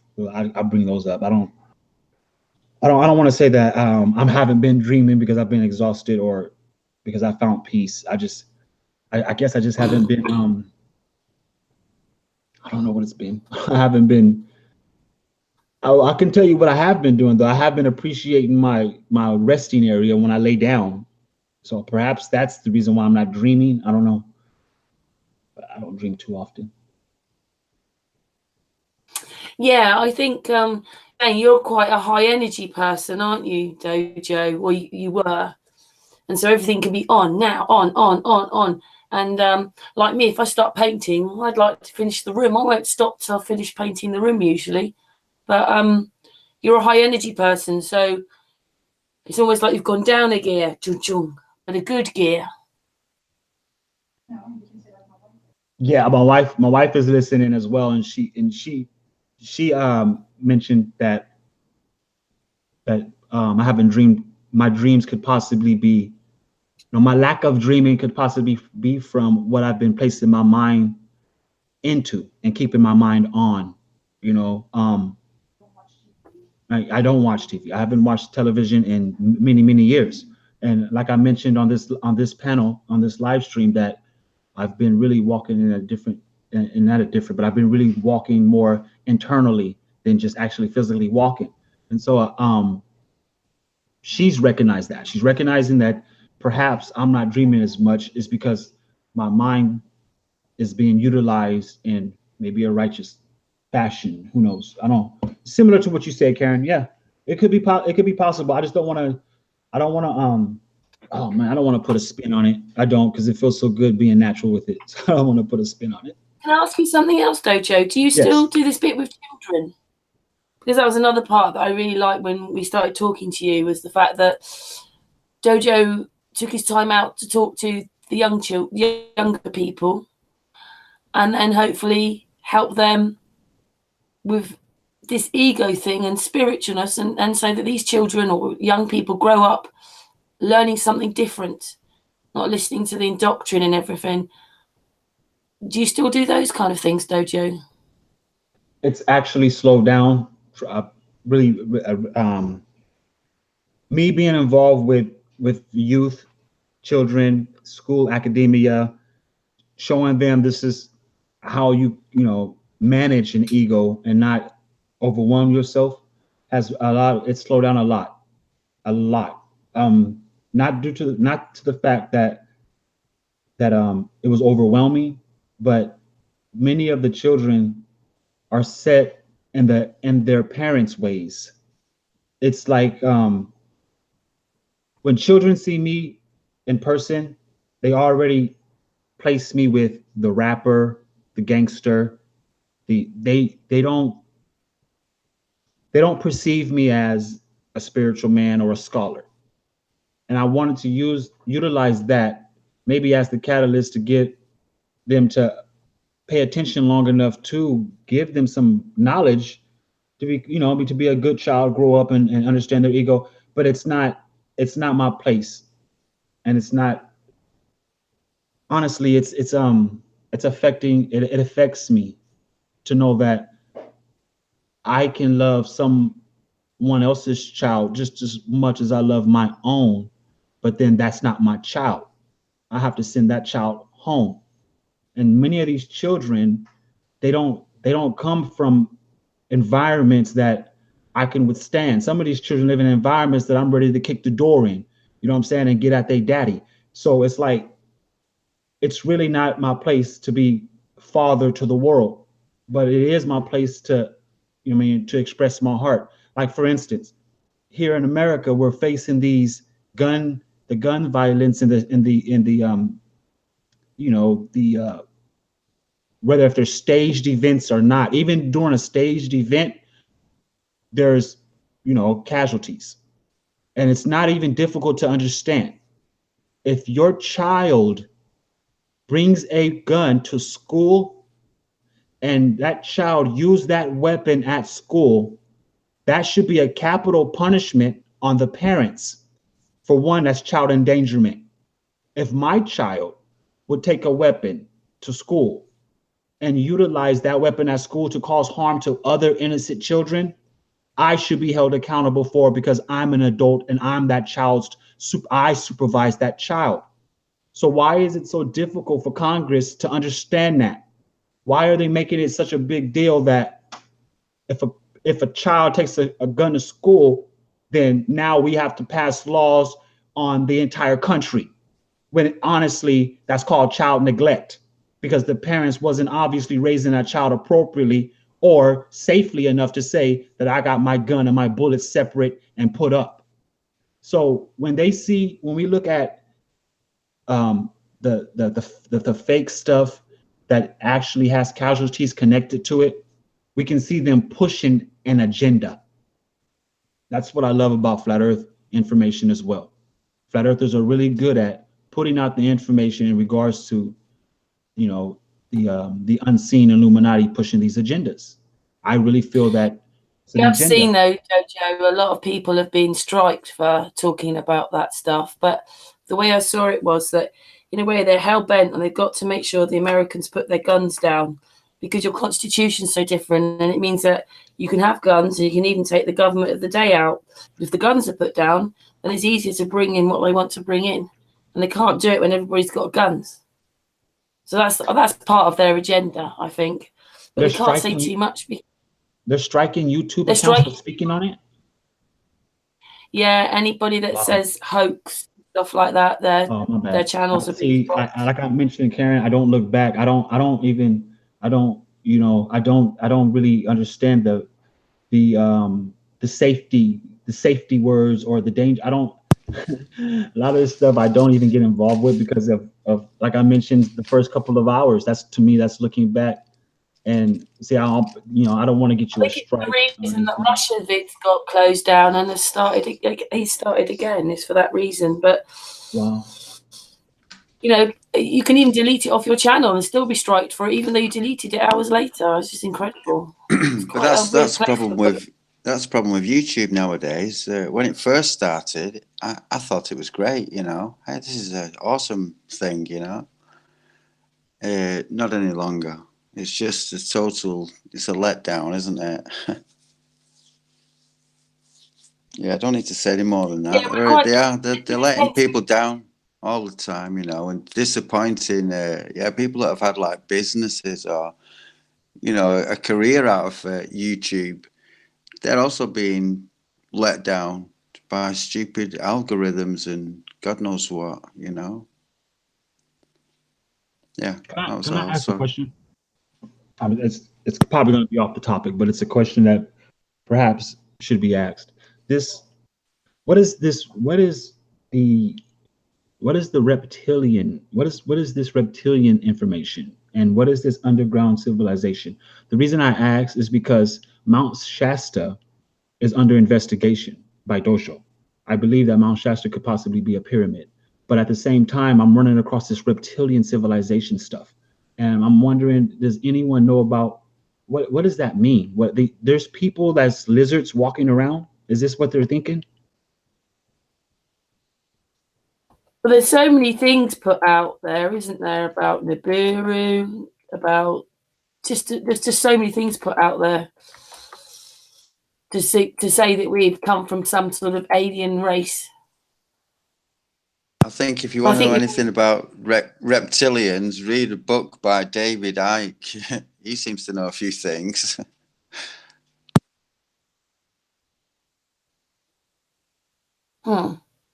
Is that I don't so is that's more mythology, right?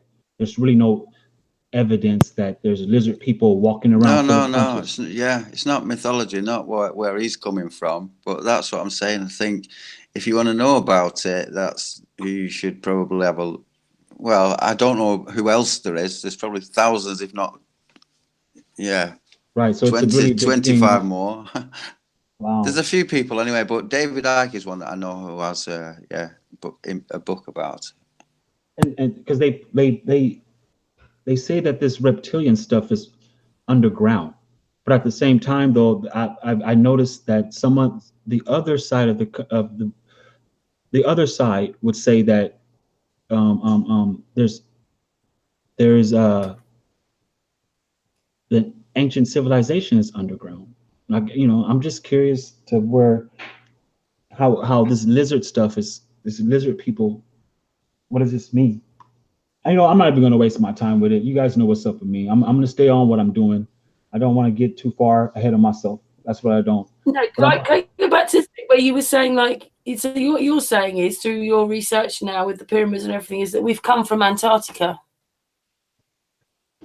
So far, the entire Earth is Atlantis, Antarctica. That's the reason why the pyramids are everywhere. Now, Antarctica was like the center, where some of us would say, well, the Garden of Eden, the Tree of Life was planted there, or some of us would say that's the center of the universe is at the north center. So all of these things about Antarctica has a mysterious vibe to it, especially how when we research and notice that a lot of leaked research in regards to it being pyramids, and I don't mean just one of them under Antarctica. I mean massive pyramids, big massive ones like Giza, and it's also to show that the land masses that have sunk obviously have pyramids, like I mentioned, the one in Japan. And what about the pyramids that are off the coastline of Florida? Those pyramids are made of crystals, of quartz, all on the floorboard, all under the ocean, right off to the coast of Florida. There's crystal pyramids under there. And that's what I say. I say that Antarctica is like the town square, but town is saying real small, but Antarctica will be the center, but Atlantis will be the entire Earth. When we look at the natives, when you start to research the Native Americans and the Aztecs, when they used to call all of America and Mexico Aztlan, because the Aztec was named Aztlan, and you start looking into the native mythology, and the native mythology during their ceremonies, they describe their ancestors coming from a great big white island. What does that sound like to you? It sounds like Antarctica to me. And so when we look at Mexico is covered with pyramids, but they only tell us about just this one pyramid. Okay, that one pyramid that's in Mexico City, that's the only one they tell us about. But if you look, Mexico has pyramids all over it. So does Europe, so does Indonesia, so does Africa, so does China, so does Japan. And it's interesting that the China pyramid is where the Muslim statues are. Those mysterious Chinese warrior rock statues. There's a whole bunch of them. They're nicely carved. People don't understand how they got carved like that. That is found inside a pyramid. It's just the infrastructure of the pyramid has been destroyed over a period of time.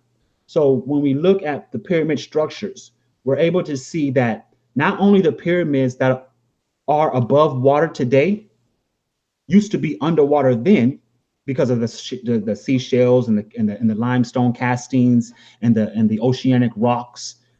Not only does that prove that that landmass in that area was underwater then, it also goes to show that the pyramids underwater had to be level at one point with the pyramids that are above the ocean, that is above the water. So yes, Antarctica is possibly where this catastrophe happened, and which caused everything to do what it does. Where does the moon tie in? I don't know. I've heard that some people say the moon used to be attached to Antarctica. I've heard that the moon used to sit nice, fit, and snugged in the Pacific Ocean when the water wasn't there. It just broke off. I've read stories and articles. I've even read a book called The Deportation of the Moon. And so once I had a chance to remember, that's when everything starts to correspond with my critical thinking. That's what's occurring. As I walk through my spiritual journey, I'm remembering every little thing that was told to me and that I researched. It's going hand in hand. But last but not least, like I said before, I'll say it again. Just because animals may have the same type of DNA in their blood to a certain percentage of us humans, it doesn't matter what ethnic or race you are, it does not mean that those people were genetically cross-engineered. That's atheism. To say that somebody came from a primate is atheism. It's really that easy. When you research, and the research, you can sense the research having no God in it. There's no spiritual essence in the information when you're researching it. Then I think, well, I can speak for myself. I don't research too far. I don't research too much more when it comes to that information. I can see it. I mean, not to be, to go all crazy, but it's really sporulation.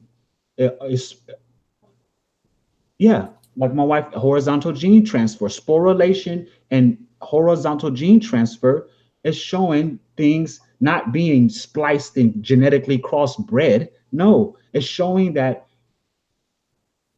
anything from a bacterium or a bacteria will leave off a spore.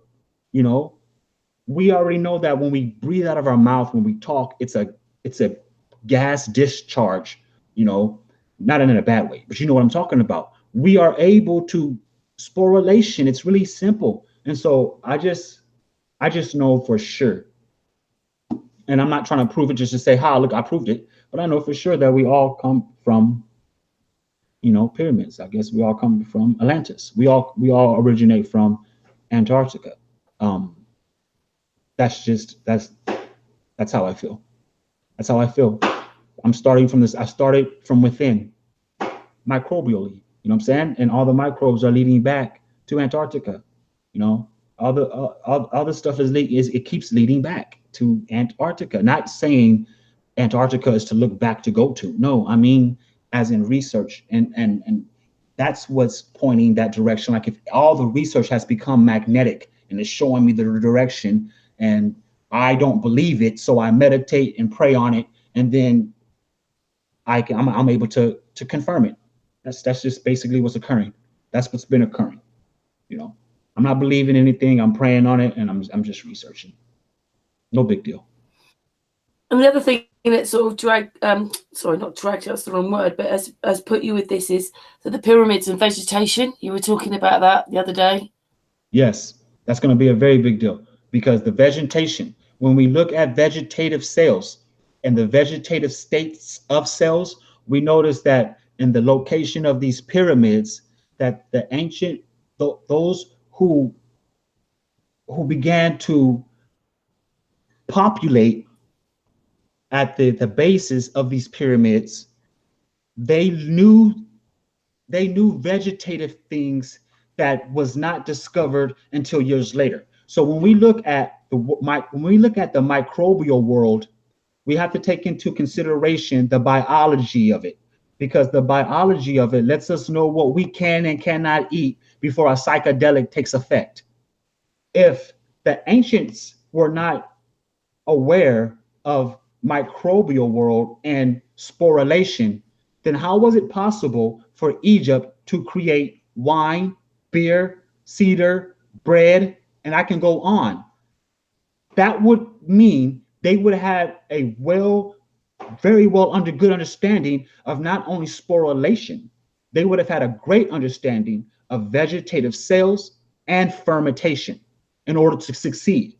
It takes a biochemist, in order for them to say this wine is genuine enough to drink, because of the fact that they allow the wine to ferment for so long, you know. So when it comes to the biology of things, that's very important when we're looking at vegetative states, because of psychedelics, because of bacteria that can cause illness and things like that. So it helps a lot. It helps me a lot to validate those who are in that region.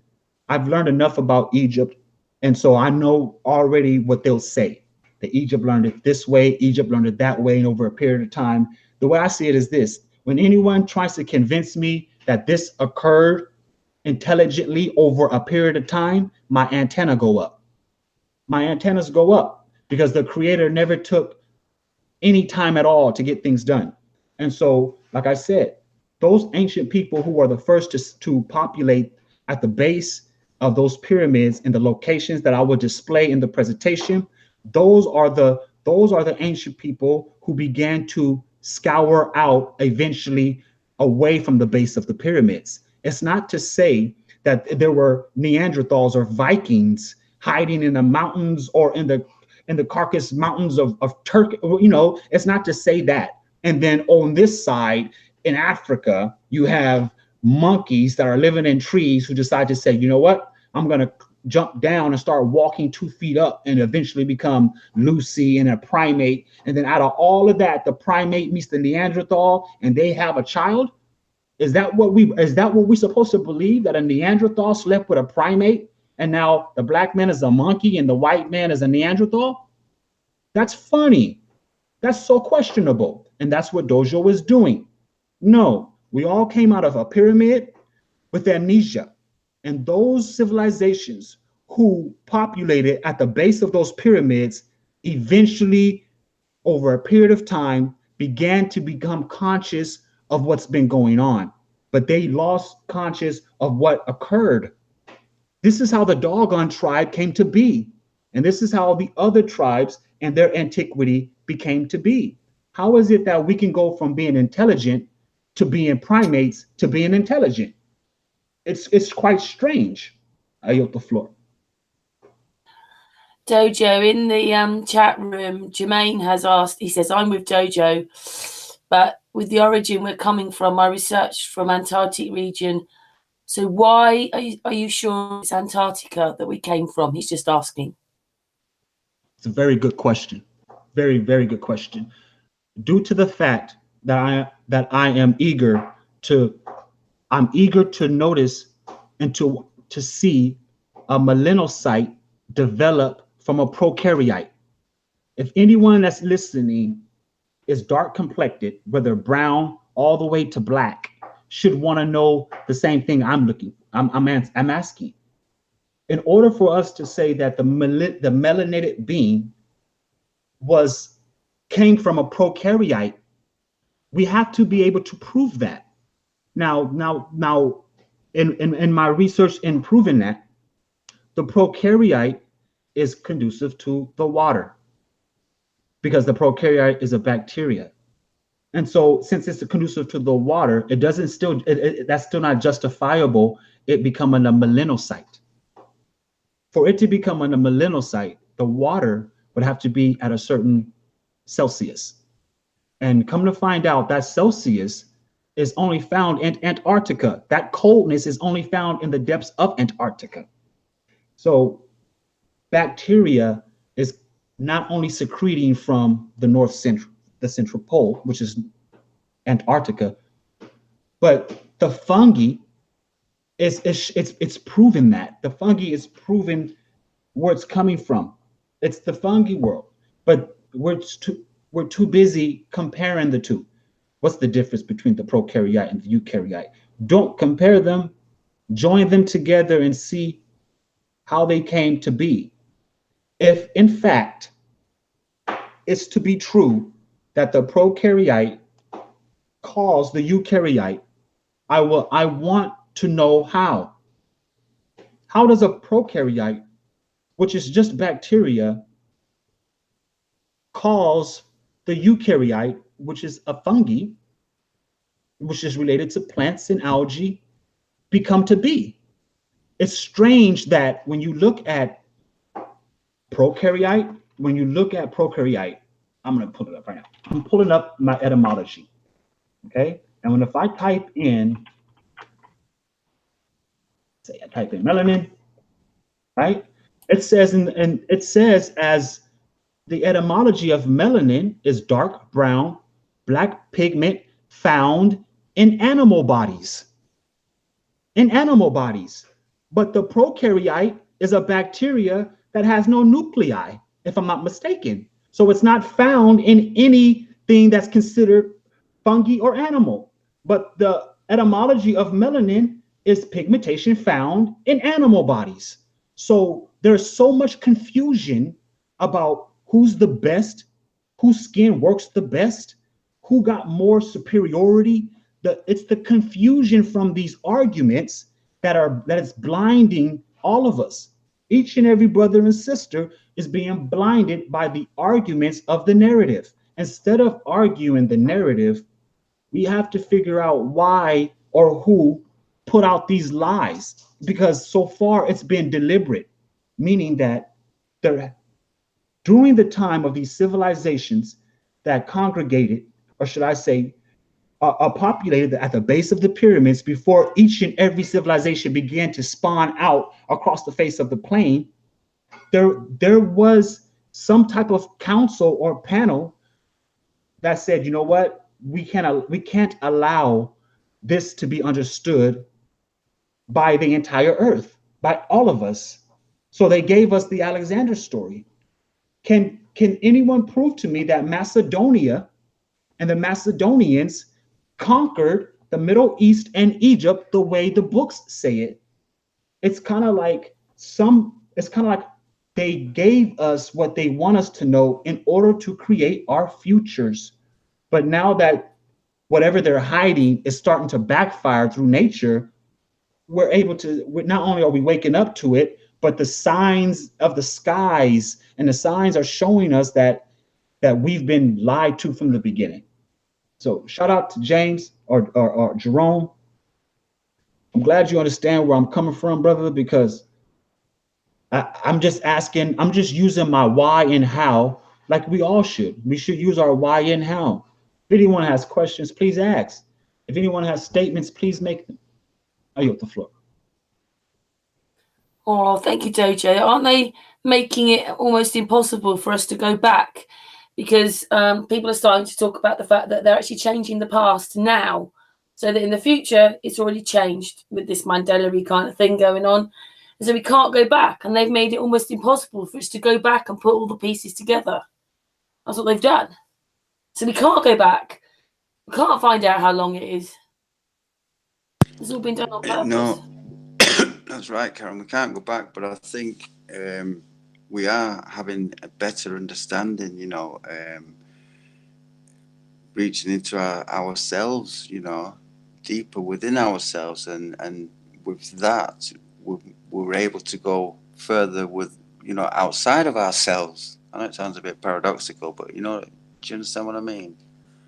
We get a better understanding of consciousness, this group consciousness that I keep feeling like, it's about. Times are changing, as they say. Times are changing. There is something happening. There's something definitely happening because more people are in tune with each other. There's something going on. I yield the floor as well. We want to be as well. Yeah, for sure.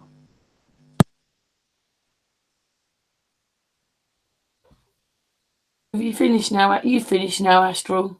You didn't say I yield the floor. I did.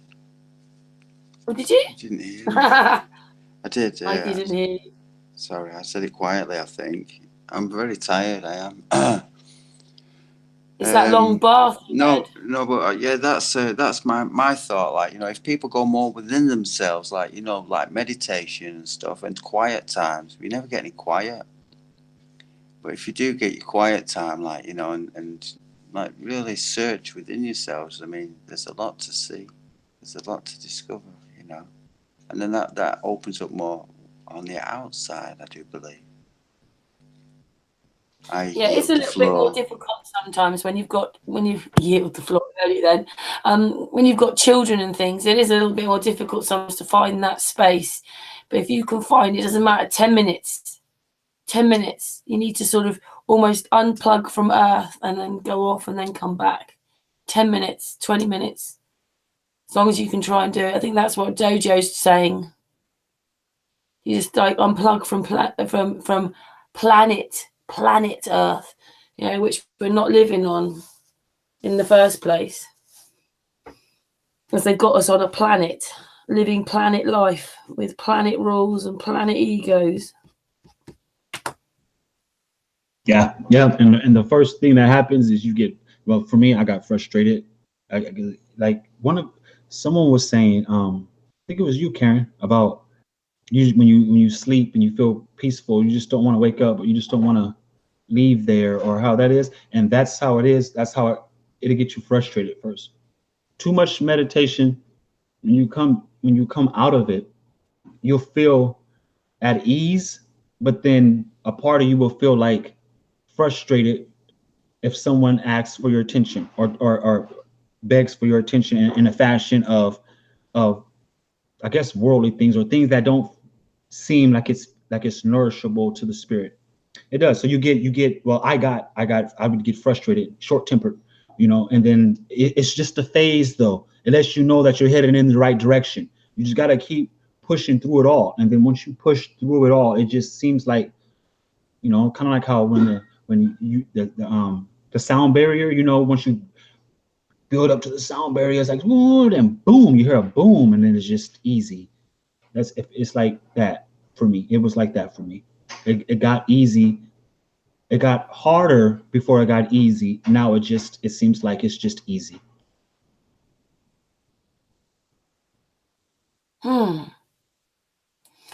Sometimes though, we do fight going into the future, don't we? And the thing is, we fight time. I know that time's a planet thing, but we fight time where if we didn't fight the time, we'd dance better with it. We're always trying to fight time, and we have to go with it.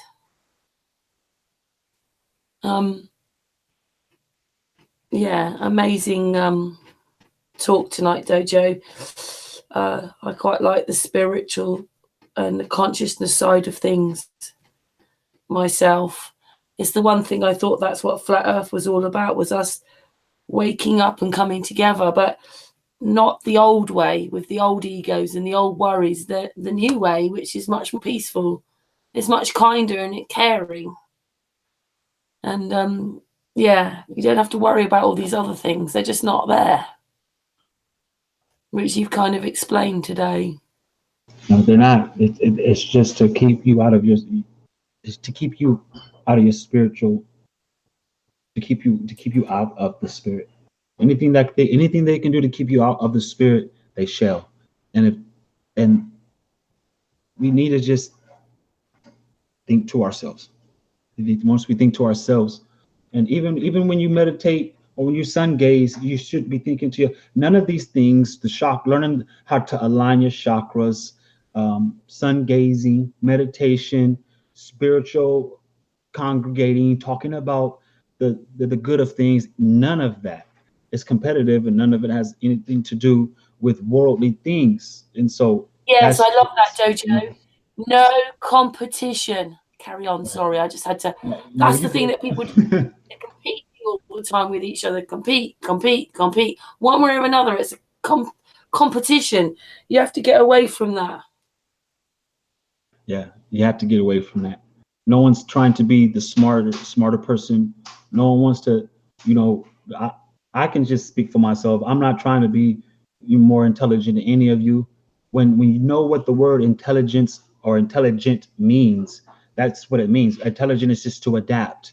And so, yes, we're all intelligent. If you're sustaining yourself wherever you are, then you're intelligent because you've adapted to your environment and your surroundings. That's intelligent. Now, when we speak about being smart, smart is just decision making. How smart are you really? You know, and so Dojo's smart because I've grown to make, you know, better decisions, you know, which allowed my reputation to go without damage or scars. And so that's what smart is. Smart is making the right decisions. Intelligence is just to adapt to your surroundings. And in spirituality, it's self-explanatory. It can't really be. You should already know what it is. You know what I mean. People should already know what makes them feel gloomy. You know. And Hey, already, Dojo, you know, Dojo, yes, this yes, rhythm is different. This frequency is different. And that's at you. It's a good frequency, but it's different. different, as in not the same. Yeah. No, what you're talking about is much nicer than the other way, the globe way, all that way. That's frequency is horrible. Yes. It's kind of, yes, I guess horrible. Well, I guess it's okay to call the frequency horrible, not the people who receive it, right? I wouldn't want to call the people who receive that horrible frequency horrible. I was once horrible. I was once receiving that horrible frequency at one point. And I think that's a lot of I think that's what a lot of flat earthers fail to miss when it comes to the debate part of it. That the globe earther is just neglecting to look into things themselves, or neglecting just to stop and hear it through. I mean, that's just what it is. And if somebody's naive or not wanting to listen bothers you, and then maybe that's not the duty that flat earthers should do. And that's not bad. There's nothing wrong with changing how you do things. There's nothing wrong with that. If it frustrates me to do something, I'm going to figure out why am I doing it first. You know, it's just going to be frustrating. We shouldn't have to get all mad and say, you know, F flat earthers or F flat earth. And we don't have to do that. We don't have to denounce we don't have to denounce the community when we are having a bad day because somebody else disagrees with what we've unsaid. All I know is I'm good. I'm good. I'm good. I've had my runs already. So if this is a change, and if people are feeling more of a vibrant frequency from me, then all I can say is all I can do is thank the creator, because I haven't done anything different. It just feels like something's been giving me permission to talk this way. So why would I mess that off? Do you feel it's a bit like a beacon that's constantly going that you can't let go of? A beacon? It's like it's going, you're going, Dojo, Dojo, out into the, and yeah, it's like I've heard quite a few people speak about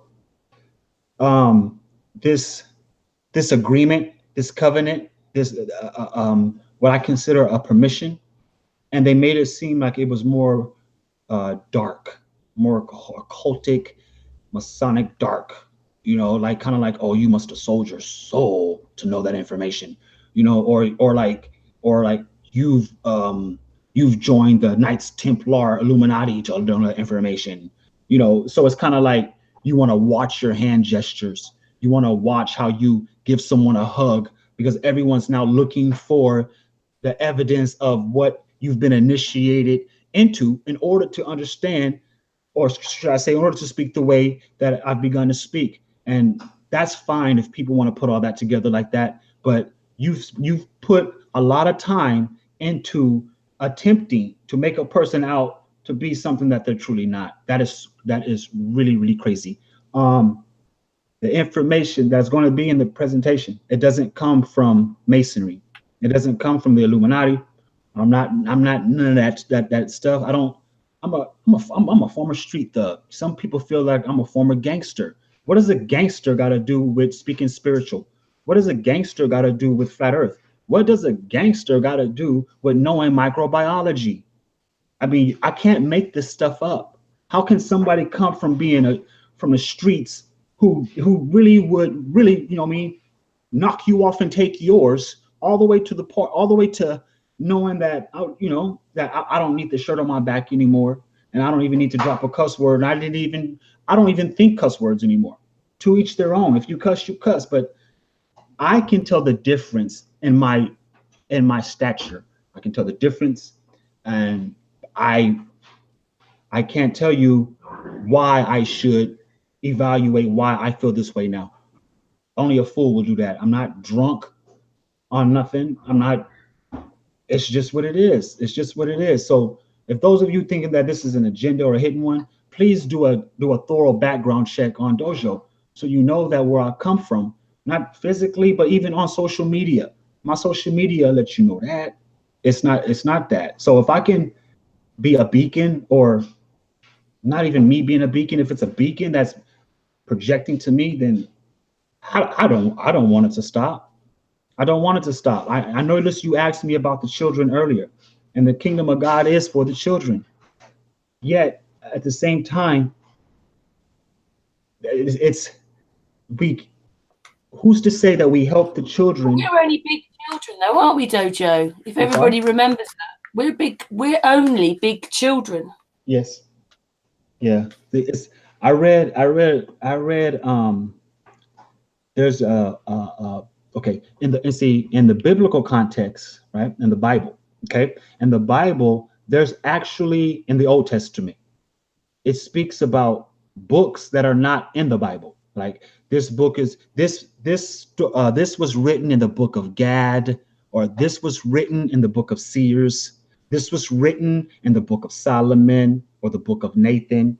And see, these books, if the Bible says that this was written in this book, and that's what the scripture can actually be proved saying in Hebrew as it's being translated, I would strongly recommend those of you who are into the word of the Bible to read those books, because if it's not wrong, and you're not cheating on the Bible by doing what you consider what the Bible says. And so what I did, I read a book when it comes to I lost train of thought. My cat started talking to me. I read one of those missing books. Well, when it says this was written in this book, they're out there.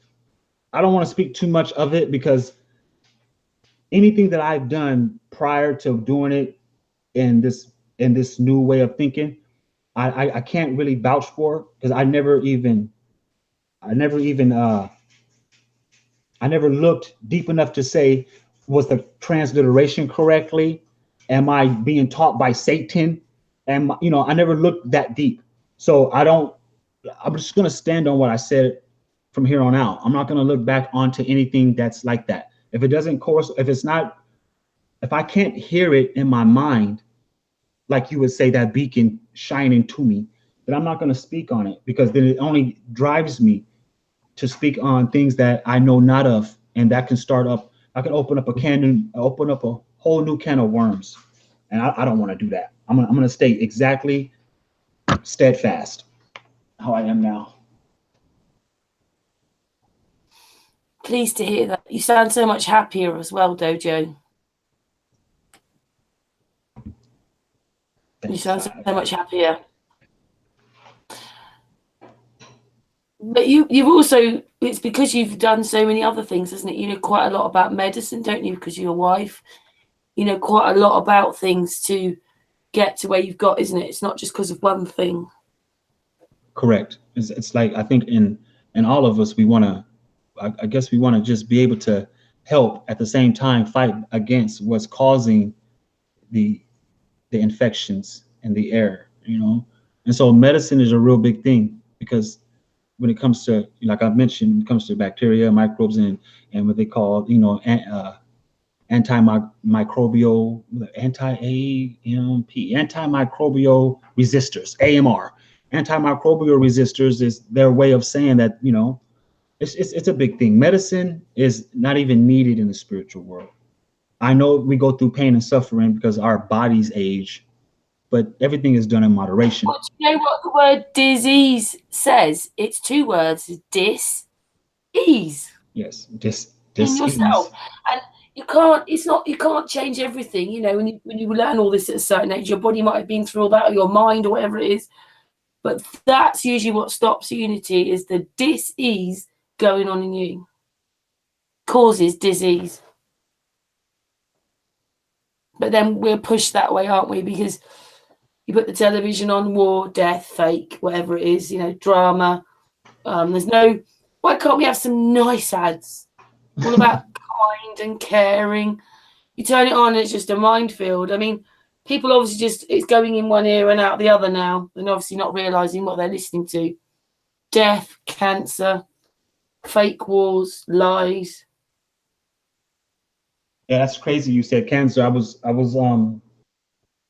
talking to my neighbor when I was out there cutting my grass, and the cancer thing is a real big deal. I don't really think that he is he's a researcher. He was just asking me about it because he brought to because he was in the army, so he went across seas before to the to Iraq, and he was stationed there for a while. Anyhow, he says that now that they're throwing away their candies, they're throwing away, I guess they dug a big hole or whatnot, and they're throwing all their Snickers and Kit Kats and anything with chocolate, that's manufactured, I guess with English words on it. They're throwing it and burning it. They're saying that these other countries, and if I'm not mistaken, I think India is involved too, that come to find out that the sweets and the candy that is manufactured is actually cancerous, or should I say, they're cancerous agents, And I was like, whoa, really? That's what he told me. I don't know if that's true or not. I'm not giving up my chocolate. My wife says she's not giving up her chocolate. Oh, hello, Dojo's wife. They say hello, Dojo's wife. Hello. Yeah. Hello, my darling. So there's lots of things she'll give up, but not her chocolate. Until I receive proven scientific studies, I am not giving up my chocolate. Yeah, my wife loves chocolate. Chocolate man. Yeah. Oh, it's nice. Your wife supports you and everything. That's really good, Dojo. Yeah, she's been very supportive. The kids, yeah, especially through all of it. Yeah, Dojo can be snappy as a dad. But I'm not physical with any of my family. But at the same time, though, they still have to listen. If someone tell you that when I'm mad, and I haven't been mad lately like that, but when I'm mad, it's even a strength in my anger, verbally. I can't say it's because of Sun and Moon, or even you did, or whatever, but you've released some of this stuff in the past anyway. You released it. And maybe people don't remember or haven't watched those hangouts. Dojo did it publicly. You have nothing to worry, nothing to hide, nothing, anything, do you, Dojo, anymore? Nah. There's no more hiding. Yeah, publicly. I don't know. I can't stop. I can't stop being happy though. It's just crazy, and it's weird because I'm here in California. I had a big grin on my face when you were talking about some of this stuff. Yeah, that's good. That's really good. If you could put a smile on someone's face, then I feel like that's more than giving them some money. To some it isn't, but. And out here in California, it's not good to walk around with a smile on your face all the time. It's really not. So that's what they used to say. I don't see it that way no more. Some people probably think I'm gonna change my dress code. They're probably like, watch, give Dojo about a month. He's gonna start coming out dressed like the Mormons. No offense, but I'm not gonna change my dress code. I can't scrub off my tattoos. There's things that I can't change about myself because of the decisions I made when I got them. I'm not worried about that though. No, you're a lovely person, and that's all that matters. Yeah, here. Yeah, it's always a great pleasure listening to you, Dojo. Dojo, are you going to put this into a presentation yourself, or is this stuff that you're happy about talking on Sun and Moon and wherever? Or is this something you're going to make a yeah, I'm going to put it in the presentation. I'm just building up the momentum for me to do so. Not saying that I'm getting everybody excited, but I want people to be able to give. Yeah, I guess I can say that I am doing it in the open to get everybody excited, to get their research up, to let them to begin to meditate on some of the things that I have discussed prior to coming up to the presentation.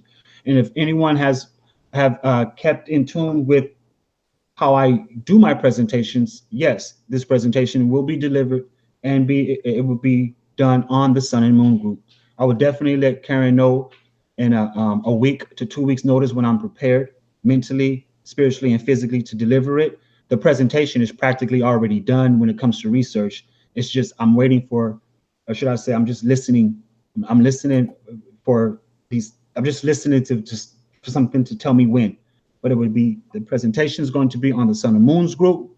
If you're interested in the research and the development of the presentation, it will be on my page. That's what I've been doing the last two live streams, as well as the information I've been delivering on the Sun and Moon group coming up to the presentation. So yes, I'm doing it this way to keep it in the open, so nothing will be secretive. And once I do the presentation, I would love to do it here on my home panel with my camera on, similar to I did the last presentation. My last presentation, I did it with my whiteboard.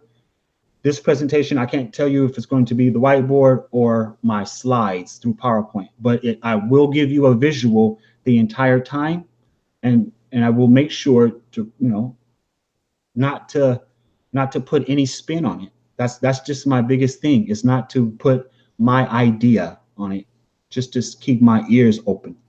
And so that's what I'm doing. That's how it's going to go down. I'm going to do it on the Sun and Moon group. Well, we'd love to hear it, please. That would be an honor if you did that, Dojo.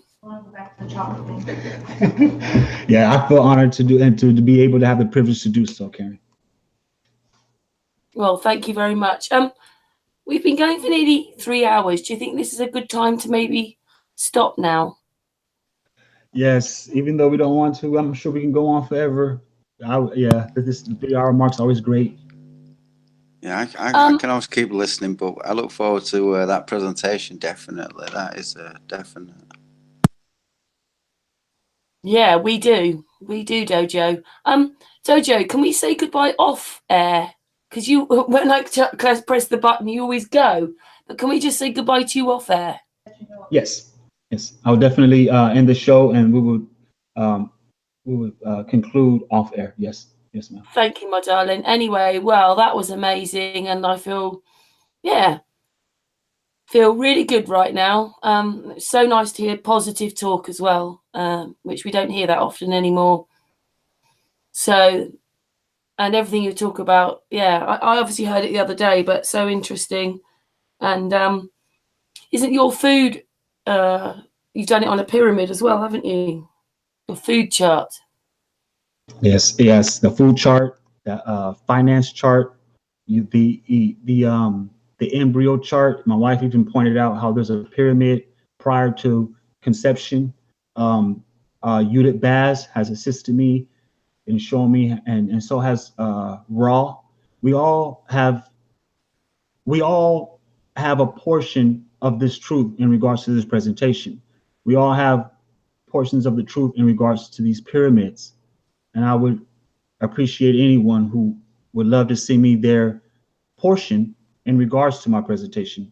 I don't have all the answers. I'm not looking for all the answers. I'm just asking the right questions, the honest ones. And so peace, love, and happiness to the family and friends who showed up. Peace and love, and thanks for the mannerism to the chat room.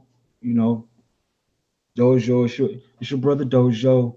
And yes, Yeah, there's lots of love in the chat room, Dojo. I noticed that. I noticed your chat. The chat is always on cue. They have the best behavior in your chat. I've had my wrench in your chat for quite some time, and I've never ever used it.